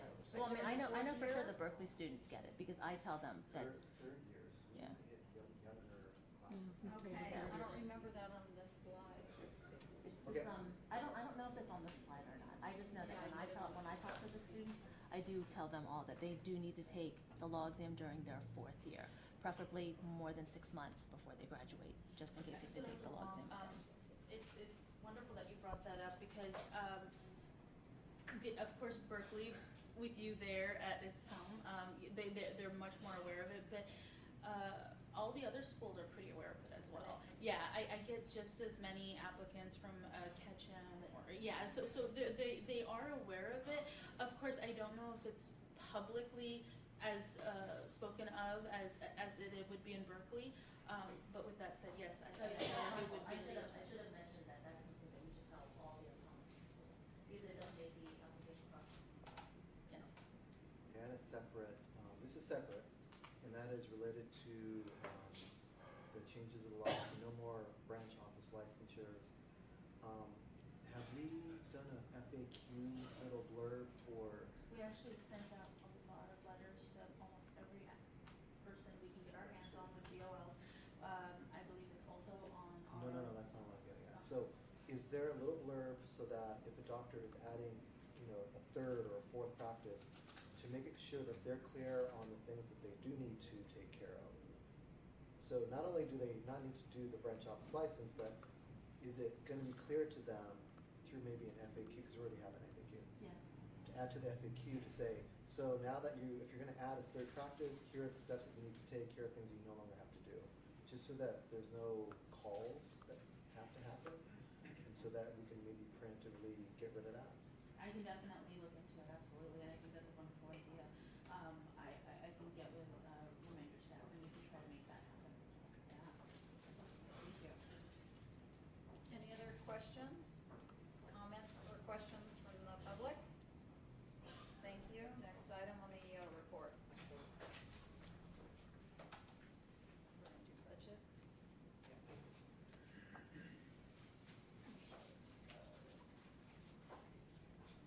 So we'll now move to testing.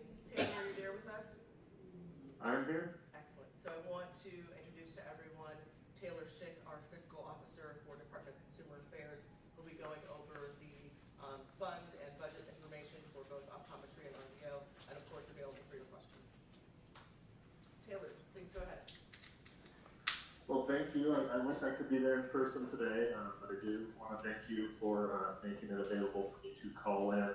I will be going over both the fund conditions and expenditure projections for both the State Optometry Fund as well as the Dispensing Opticians Fund today. But I did want to take a short period of time to address, just give a little status update on the new Fiscal state system for budgets, accounting, and procurement. So as you may or may not be aware, Fiscal is the new statewide system for all those disciplines in the accounting realm, and DCA was integrated into Fiscal as of July 1st of 2017.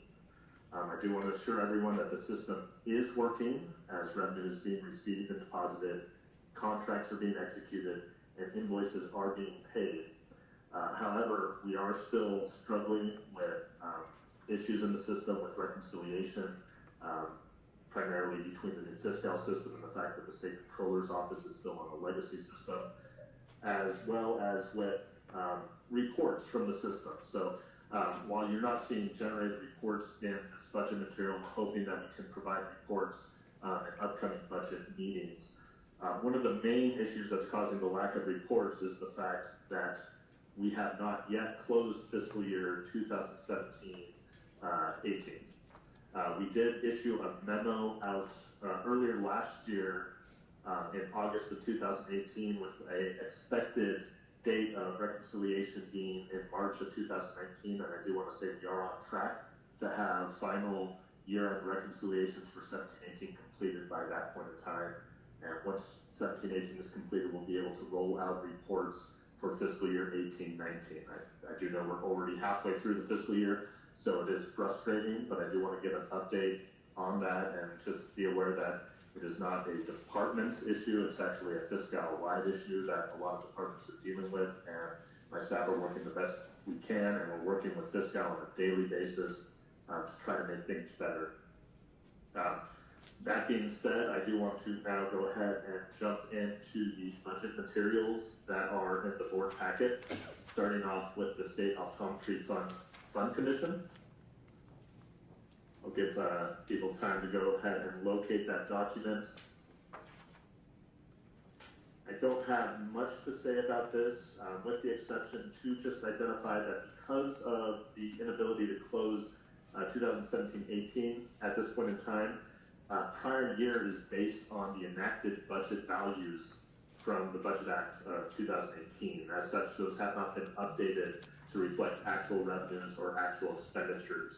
We're hoping that once March rolls around, we'll be able to update all those figures and be able to roll out a revised fund condition during the May revised governor's budget update. But I do want to talk about the fund a little bit just to show that it is in good standing. We are projecting that by the end of budget year 2019-20, that the fund will have approximately 2.2 million in reserve, which equates to about 11.3 months of reserve. The next document directly following that is the Board of Optometry budget projection.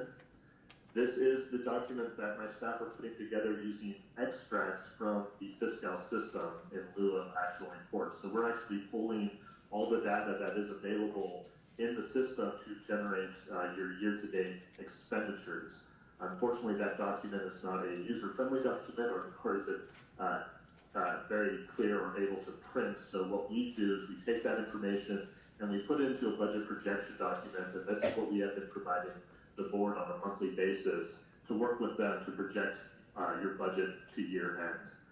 One of the changes that we did make this year due to the struggles of Fiscal is we are actually showing the last 3 years of actual expenditures. So you will notice that we already have a prelim amount that we're anticipating for your expenditures in 17-18 that will differ a little bit from the amount that you see on the fund condition. But this reflects the best figures we have at this time for 17-18 until we are able to officially close this year. But we do that because we want to show you a trend the last 3 years to show that your expenditures are either on trend or help you identify any drastic changes in your expenditures, whether it be possible increases to attorney general costs, personal service costs, printing costs, etc.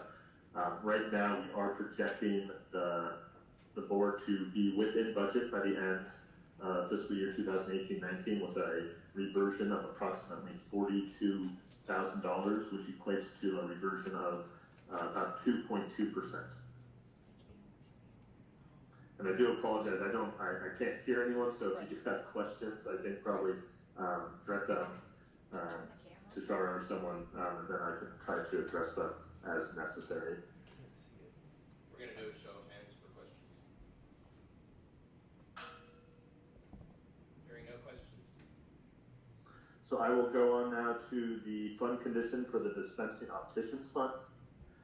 Again, this is similar to what I had discussed with the optometry fund. Prior year is right now based on the enacted budget values and has not been updated to reflect prior year actuals until we have a reconciled year end.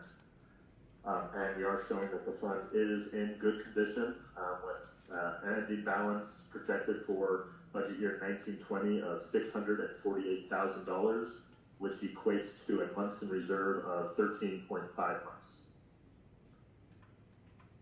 The next document is the budget projection for the Registered Dispensing Opticians Fund. Again, we're showing a 3-year history of the expenditures, and we are showing the estimated expenditures for fiscal year 18-19 to be approximately $404,000, which will result in a underspending of your appropriation by approximately $21,000, which is roughly a 5% reversion. So at this time, the Budget Office does not have any concerns with either the board's 2 funds, nor with your ability to stay within your appropriation within the current year. And I'll open it up for any questions that you may have on either Fiscal or your budget projections.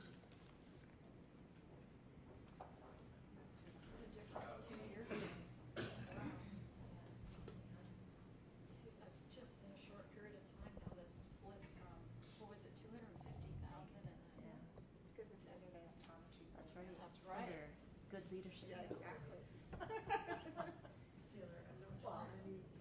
Yes, but a lot's changed. Well, No, that is true. It's part We of it. did When you only pay $75 every 2 years. Yeah, but we did that.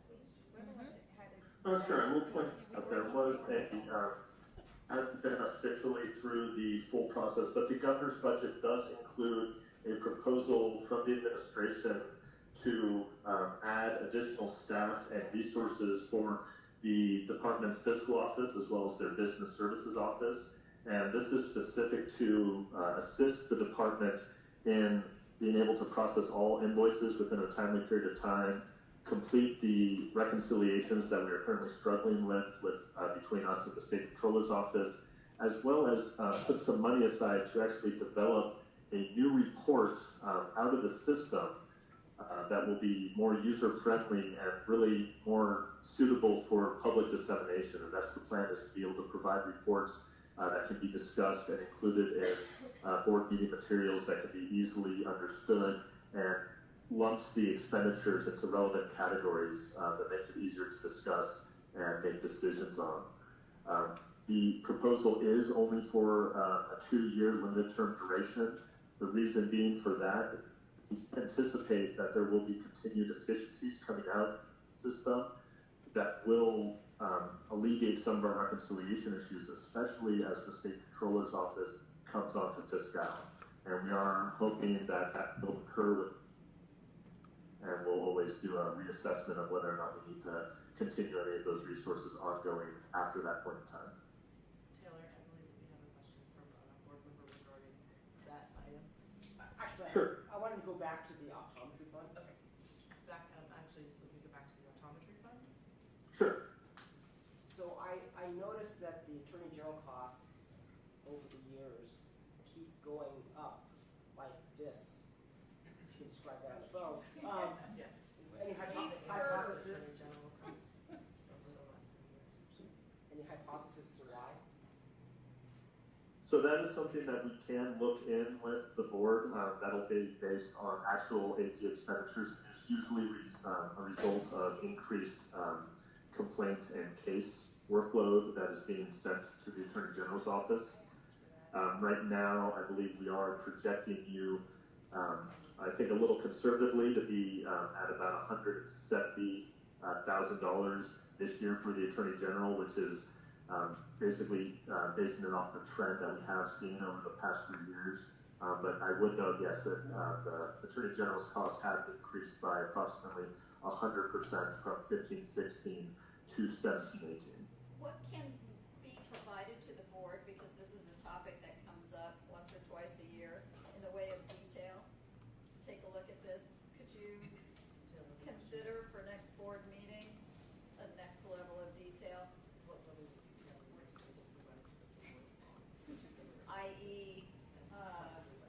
summaries of invoices? We can take a look at the expenses. I don't out any of the detailed accounting invoices that is provided by the Department of Justice. I think I would need to have legal weigh in on whether or not those can be disseminated out in a public meeting. But I can provide a further breakdown of possible hours as well as expenses for both the Attorney General's office and the Office of Administrative Hearings.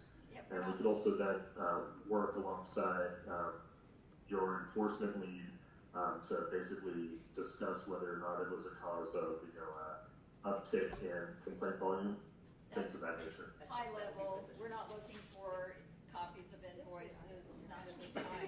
Not yet. Mr. Murdomi has a question. No, as well. I think you answered it.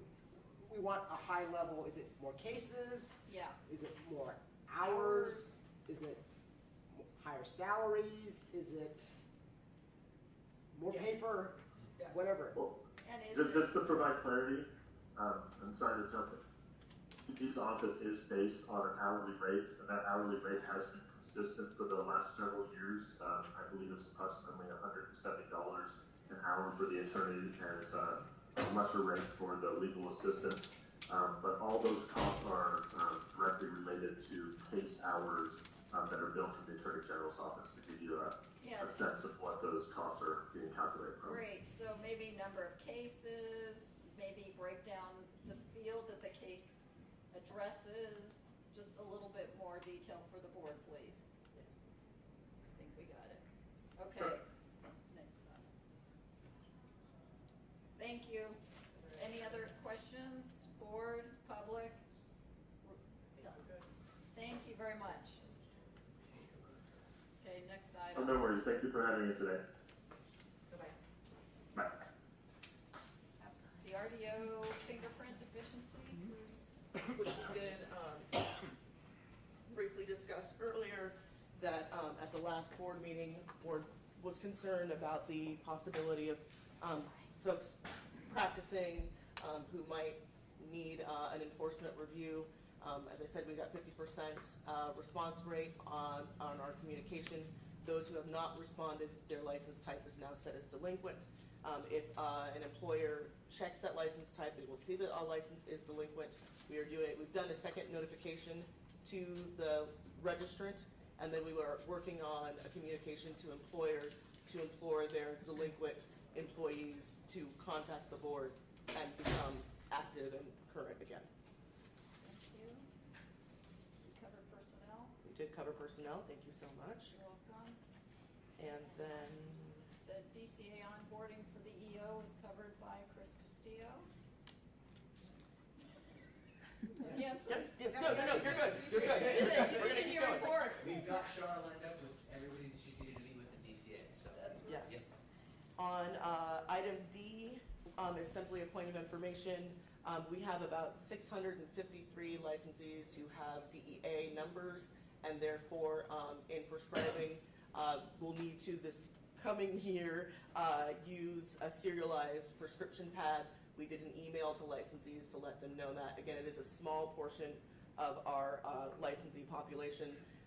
Other boards are doing larger communication campaigns in order to not incite a great response among a majority of our licensees who are not affected by this. We've done the email, and we'll make sure, of course, that staff is able to answer questions when those come in. Is it on the website? I can probably mention. So can we put it on the website, on the board website, if it's not? Because I can say that the majority of people that I've talked to, no one knows about this. And I know that we sent out an email. Yes. But everyone that I've talked to is very We need a surprised. quick Right link. here. A quick It one. is. Right It's here. under Real quick. shares, I think. Is it On on There. this specific implementation on AB 1753, sorry. AB 149 is urgently going through the Yes. legislature right now to address the fact that it's lagging in its implementation. So I'm just pointing it out because if people don't know, probably because the Department of Justice is behind on getting this done, so that's being shored up. There's a bill running that would actually move out this timeline for Right. when I don't that think, will need to I happen. don't think they're going to enforce it until I think January 1, 2020. Yeah, Is it right? 2021. 2021. Yes. But, I mean, I know it's under cures, but is there any way that we can just put up, It's right here, it's on there. is on there? There, it's under the Quick hits. quick hits, but I think it should be vamping this full. website Yes. is a priority. Yes. That's next. Okay, we'll team you up, The ability to greater find things. prioritize on the website or the homepage, those things that are current and urgent. Yes. All right. And then I will move to item, Strategic plan. right? And so you have all been given the update of the strategic plan. I found during the Consumer Protection Committee it very helpful for us to go through those priorities, gain a better understanding of, as new staff, of the content of those priorities and some new marching orders. So it is our intention in the next round of committee meetings on March 8th and March 15th to do the same with other committees to go through those strategic plan items and get some new marching orders on all of that. But you see that we are continuing to make progress and thinking about the things that have not started in order to begin working in those into our workload. I have a question. Why is the website redesign now pushed off to May of 2019? When I think we were talking about a website, are we in the queue? Yes. Yes. Simply because it's something starting anew, and it's something that I am working on and that I'm doing, but I don't see that happening. I think that we're. We were told by previous staff that you have to be in the queue with DCA, I guess, to get your website redesigned. And we were not, our number hadn't been pulled. That's what we were told. Okay. Is that true? Or can we just say we're ready to have a redesign of DCA? Who does the redesign? So I think that first, that there are things to be done before a full website redesign. I think that we just rejigger the information on our homepage, looking at promoting those things that are more current having those Maybe links. that start we- with having the appropriate logo. Yes, starting with the appropriate logo. So that I do not believe is a website revision that we would need to be in a queue for. So it's my intention to first prioritize how can we better use what we've got, because it's not working now. And then we will look into, I've not been made aware of the queue. So we will look into the queue and see where we are in the queue and how we might Because go this forward has with been that. this is like 2 years we've been asking for this. 2 or 3. I know with my other client, they had to be in the queue to have the whole structure of Yeah. the look Right. feel different. Like if you look at the Right. medical board website, Yeah, it looks a which lot I different. have. And Dental, that everyone part, else I looks- think, is the we look ticket like that the you queue. have to pull. And that's, we were told We were in the that That we we're were in the queue. All right, so then we will So if we establish. can find out, and that queue way status. there's a timeline, then what is it, Public Relations Committee or whatever, maybe they can look at other websites and give suggestions on what to add to it. And somehow we'd like to get the competitions visible. Oh yeah, that's not even Yes. on here either. It's gotta be in there. So I think that's something that's immediate as we're looking at simply rejiggering the information. We'll also look at how we can make optician program visible as well. And then we will, as staff, will look into the queue status with the intention of the March 8th Public Relations and Outreach Committee moving this initiative forward. Thank you. Yes. All right. A children's vision update, very quickly.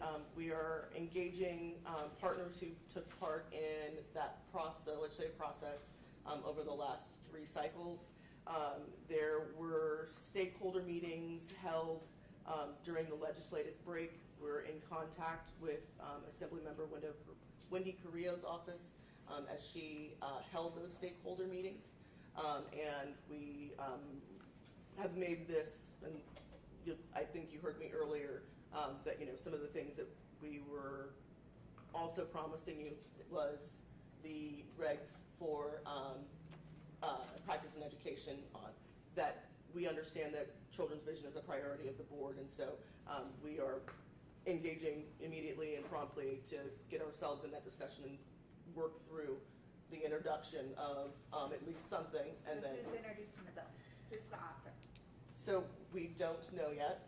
Who are the potential, because we've already approved all the language, so I'm gonna be blunt, I'm a little surprised that we don't have a bill already introduced.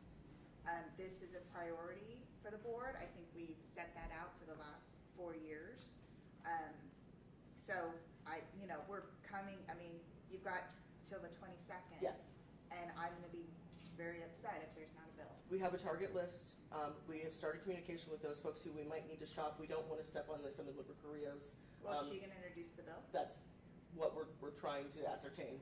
As last principal co-author and one who held those meetings, we're trying to ascertain if that is her intention. And if it is not her intention, then to move forward with our own spot bill or some sort of bill that we're able to introduce in order to move this forward this legislative year. We understand, yes. We've got 21 days, yes. Yes, we do. So I have a broader comment around our list of all the goals. With our new team and with you in charge, if there are things that you want to bring in your report to us of timelines or reconsiderations for the timelines we had set on our goals in the past, I know that I'd be open to entertaining those things. Because obviously we do have certain priorities and other things we'd be willing to push back farther and further. Yes. So please, as you start uncovering and learning more and more, please feel free at board meetings to bring those things to us and say, can we move this back? And we can. And I think our intention is that for those next committee meetings, right, we will do some updates and we'll have those discussions. And then, I think that in providing you committee materials, we'll give, of course, some staff comment on where we are on those things and kind of what we're seeing as movement and possibility. And then of course, at least in the report form, and if we'd like there to be discussion and possible action on the committee reports, then we could bring that to the board for further direction on how those priorities are rejiggered or set moving forward. So is it fair to say Mark's #1 priority right now is children's? It's children's vision, yes. Okay. But, so not we also have approved Okay. language on the mobile clinics Yeah. down. And I thought we were looking for an author That was to- supposed to be shopped as well, and we already approved that a while ago. Last, And that is the mobile clinic bill for in-home in-home care. visits, yeah. So we need an author for that too. In 3 weeks, Mm-hmm. the authors. Yes. Is there anything else we have? Well, But those are the It's two. the- Yeah, those are the two pieces of legislation that were approved in the minutes. One was November 2nd, and then I think that one was mobile clinic was August, approved like, August or something like that. I yeah, think. it was August. But actual language done, ready to go, shop. And who did it before? Which one? The mobile clinic. What, on the mobile clinics committee? No, but The we had, someone was interested in it Oh, really? I don't remember anybody. a while ago. Remember who was it? Did you and Donna Burke were on the work group? No, I was on the work group with Donna. No, this was, I'm A talking long, a couple long time of ago? years ago. Oh, we're going back 4 or 5 years. Yeah. You're testing his memory. What It did was you- a cold night. All right, good. Thank you We're for moving on. the brief priority exactly of that. I don't Excellent, yeah. remember, I don't. Already, I'm close. I know. 5. So we'll now move to item H, remember enforcement those. program, and our enforcement lead, Cherie Kemble, will give us the update on this. Good afternoon, members. Back in late summer of last year, our enforcement technician, Brad Garding, was promoted to enforcement analyst, which left us with an empty seat. The enforcement technician position that has since been filled, and the enforcement unit is once again fully staffed. We're very excited to have Eva Gomez with us, taking over for Brad in the enforcement technician position. Not a lot to report for enforcement for the last quarter. In December, Ms. Murphy met with DMI and got a new complaint prioritization and referral guidelines from DCA. So we're going to start implementing that. So in the statistics, you're going to start seeing a little bit of a difference for urgent and high priority cases. You will probably start seeing more of them because we're prioritizing them based on different things. And then in January, Ms. Murphy and Evan and I and Alexander Juarez went to a meet and greet with some district attorneys and some people some investigators from the Department of Insurance, and they specifically investigate insurance fraud. So it was really nice to kind of see like the tools that they have available to conduct investigations, the types of things that they're looking for. They made the point that a lot of times if you have a licensee in the healthcare industry who's violating the law in one way, chances are really good that they're also committing insurance fraud. So it just kind of gave us another avenue of things that we might be able to pursue with certain types of investigations. So that was kind of the enforcement report, and we have the statistics attached to that. Do we have any questions? Just the same to relook at your goals too. I'm sorry? If you could relook at your goals. Can we relook at our goals? We can. Now that you have full staff. Yeah. It's the same thing. You can bring back new goals, that would be great. Perfect. Any questions? Yeah. So I was looking at the enforcement citations that the board has on its website. There was one that happened several months ago that must have just recently popped up, and it involved what appeared to be sexual assault Okay. committed by a licensee. Okay. When something like that occurs, how do you prioritize that to be sure that that person is evaluated as soon as possible to allow whether he or she should still have a license and be able to Right. deal with folks? Sexual assault allegations always get targeted with high priority, so they are the first ones in the queue to get worked. So where we might take other complaints in like the order they were received, the high priority cases come first. So, and that's with the sexual assault, like I said, those are tagged as high priority cases. And worked first. Yeah. I think that's the. What,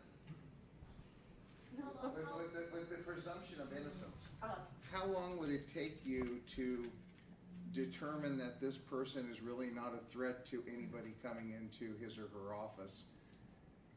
I mean, you know, I read that and I thought, well, that's not a good thing. Right. It really depends on the situation and where we get the information from.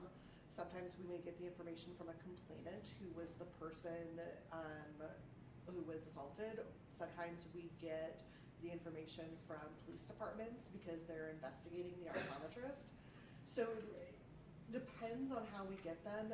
If a police department is already conducting an investigation, it's a little bit quicker to maybe get their information. When I read this one, you already know what I'm talking about, I'm sure, but. Off the top of my head, I don't, so. Yes, you do. No, you do. Oh, This okay. looks like it was self-reported by, not self-reported. We've had reported by several the victim. conversations Okay. on this. Okay. So yeah, so when it's a complainant who has reported the situation, we may send DFI out to conduct interviews and to gather the documents and subpoena what they need to subpoena. That's going to take a little bit longer than if it's a case where, like I said, a police agency has already done an investigation and we can get all of that information already done. If there's a high likelihood that what happened happened, can you get a judicial order suspending that person's license immediately? Yep. So there's two ways that we go about it. One is if criminal charges have been filed, we can get what's called a PC-23 order. It's part of the penal code, and what they do is the judge will order as part of the person's bail, they're not allowed to practice until the administrative portion of the investigation is completed. The other way that we have is through the administrative law process. It's called an interim suspension order, and what we would do is we would ask a deputy attorney general to appear in front of an administrative law judge and request that they immediately suspend the license, and that suspension will stay through the end of the administrative process. Any other questions to the board? Public? Well, we have Sheree up here. Thank you very much. And that concludes the EO report, agenda item number 11. And Mina, if you would tee that one up, please. AB 2138. Sure.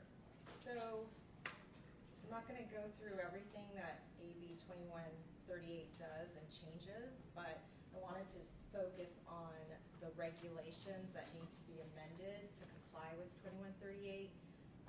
The first one is substantial relationship criteria, and that is when you're denying, the board is denying a license or suspending or revoking a license and based on a conviction of a crime.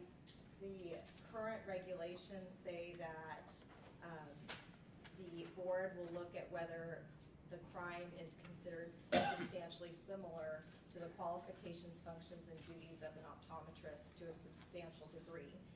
And then if it evidences present or potential unfitness of an optometrist to perform the functions authorized by his or her license in a manner consistent with the public health, safety, or welfare.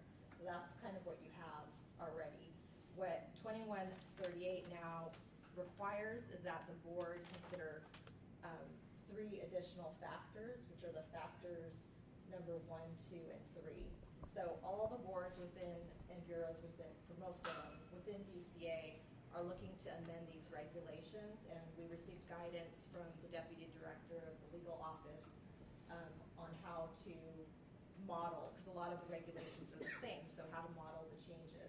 And the general idea is you don't want to go through and change all of your current language and text, just try to make it minimal and comply with the law. So I tried to represent that here.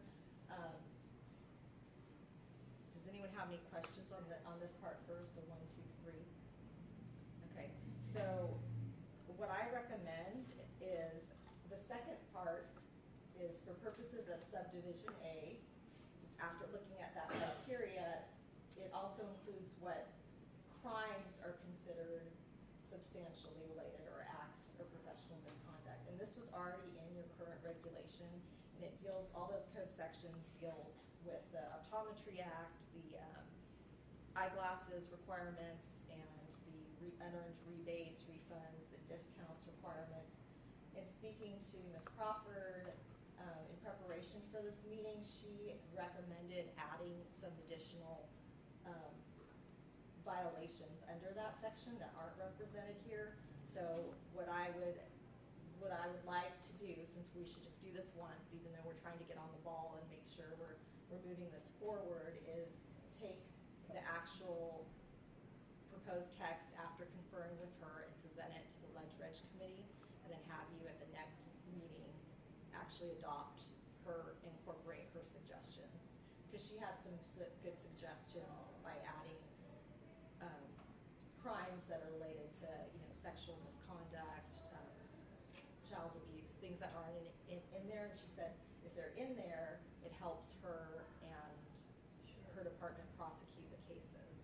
So we don't have to get into the motion right now and the nitty-gritty. I just wanted to tee it up for you, and that's what we're doing with substantial relationship criteria. Are you good with that? I don't think we need a motion if you just give me direction to go ahead and work with her on that. You're so directed. Okay. The second one I'd like a little bit of direction on, because there's two kind of different options that the legal office gave guidance for about this. This is criteria for rehabilitation. And in the new law, it's written kind of circular. It says that the board will now need to decide whether an applicant or licensee has made a, quote, showing of rehabilitation, and it's based on two things. If either one, the applicant or licensee completed the criminal sentence at issue without violation of parole or probation, or two, the board finds in applying the rehabilitation criteria that the applicant is rehabilitated. So the first one about the licensee completed the criminal sentence at issue is unusual, because case law has developed saying that just because they complete the probation or the parole without a violation doesn't count for much, because they're required to do that anyway. But now it's in law that the board has to consider it. So the first proposal here is,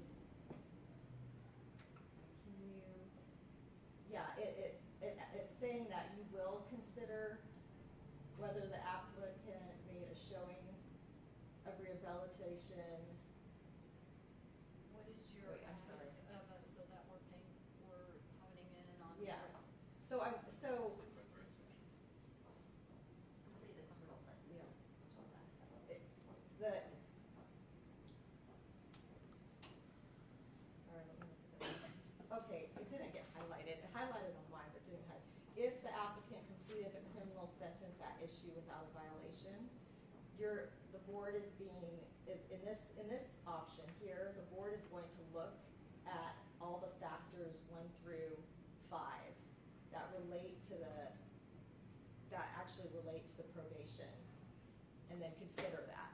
And then after considering that, if that subdivision B is inapplicable, or the board determines applicant did not make a showing of rehabilitation based on what was above, then you're going to go through your regular rehabilitation criteria. So that's one proposal, and that gives the board more discretion than the next one that I'm going to show you, which is something that was suggested by our legal office as another option. That goes, let's see, should say option 2. Keep going. Keep going, it's like at the end. Down, you're going back. Down. It's page 4 in the middle. Keep going. There it is. That one is just basically, when you're considering whether an applicant has been rehabilitated, if they completed their criminal sentence without a violation of parole or probation, boom, they're rehabilitated, and you're done. So that's very, kind of takes away more discretion. So So what would be helpful right now, you don't have to approve any language, is if I can get some comments on whether the second option is even something you want to consider. I like option one. Me too. Yeah. Well, especially, it gives us much more discretion and. Yeah. Option two is pretty black and white. You can Right. be- On one hand, they're it's, done. you Right, know, they're good. but. And it's simple, but it doesn't necessarily give the board any flexibility. That's right. Which is what we were looking for earlier. Correct. Okay. Any other comments from my right side? And the statute gives us that flexibility to choose between those two options. No, the statute just lays out what I told you, that you have to consider either A or B, and it's very circular with B because it says A is whether they've completed the probation without violation, and then the B is whether they've made a showing of rehabilitation based on the rehabilitation criteria. So we're trying to, with the regulations, you know, what does that mean? What does that look like? The second option would be consistent with statute, because you'd say it's either, so it's A, yes, they've completed their probation, their parole without violations, we're done. We're not gonna look at the second criteria, they've made a showing in that case. So it is consistent with statute, but it's less discretion for the board on a case-by-case basis. Right, and They might have a very short probation period, they might have been in prison, you know, and completed their sentence in prison, so again, it goes against the current case law that says that doesn't mean that much if they've completed without violation, that's what they're required to do. So, I'm sorry, I'm not getting it. What, if we pass A, option one? Sorry? She's just looking for guidance what to do our homework on. Right, so if ultimately we adopt option one, why wouldn't the author of the bill, David Chu, come down our throats and saying you're going against what I intended in the statute? Because the intention of the statute's not clear, it says you're gonna look at both of those things, and in option one, you are looking at whether they've completed their sentence, and the rehabilitation criteria, which you're matching the statute with option one.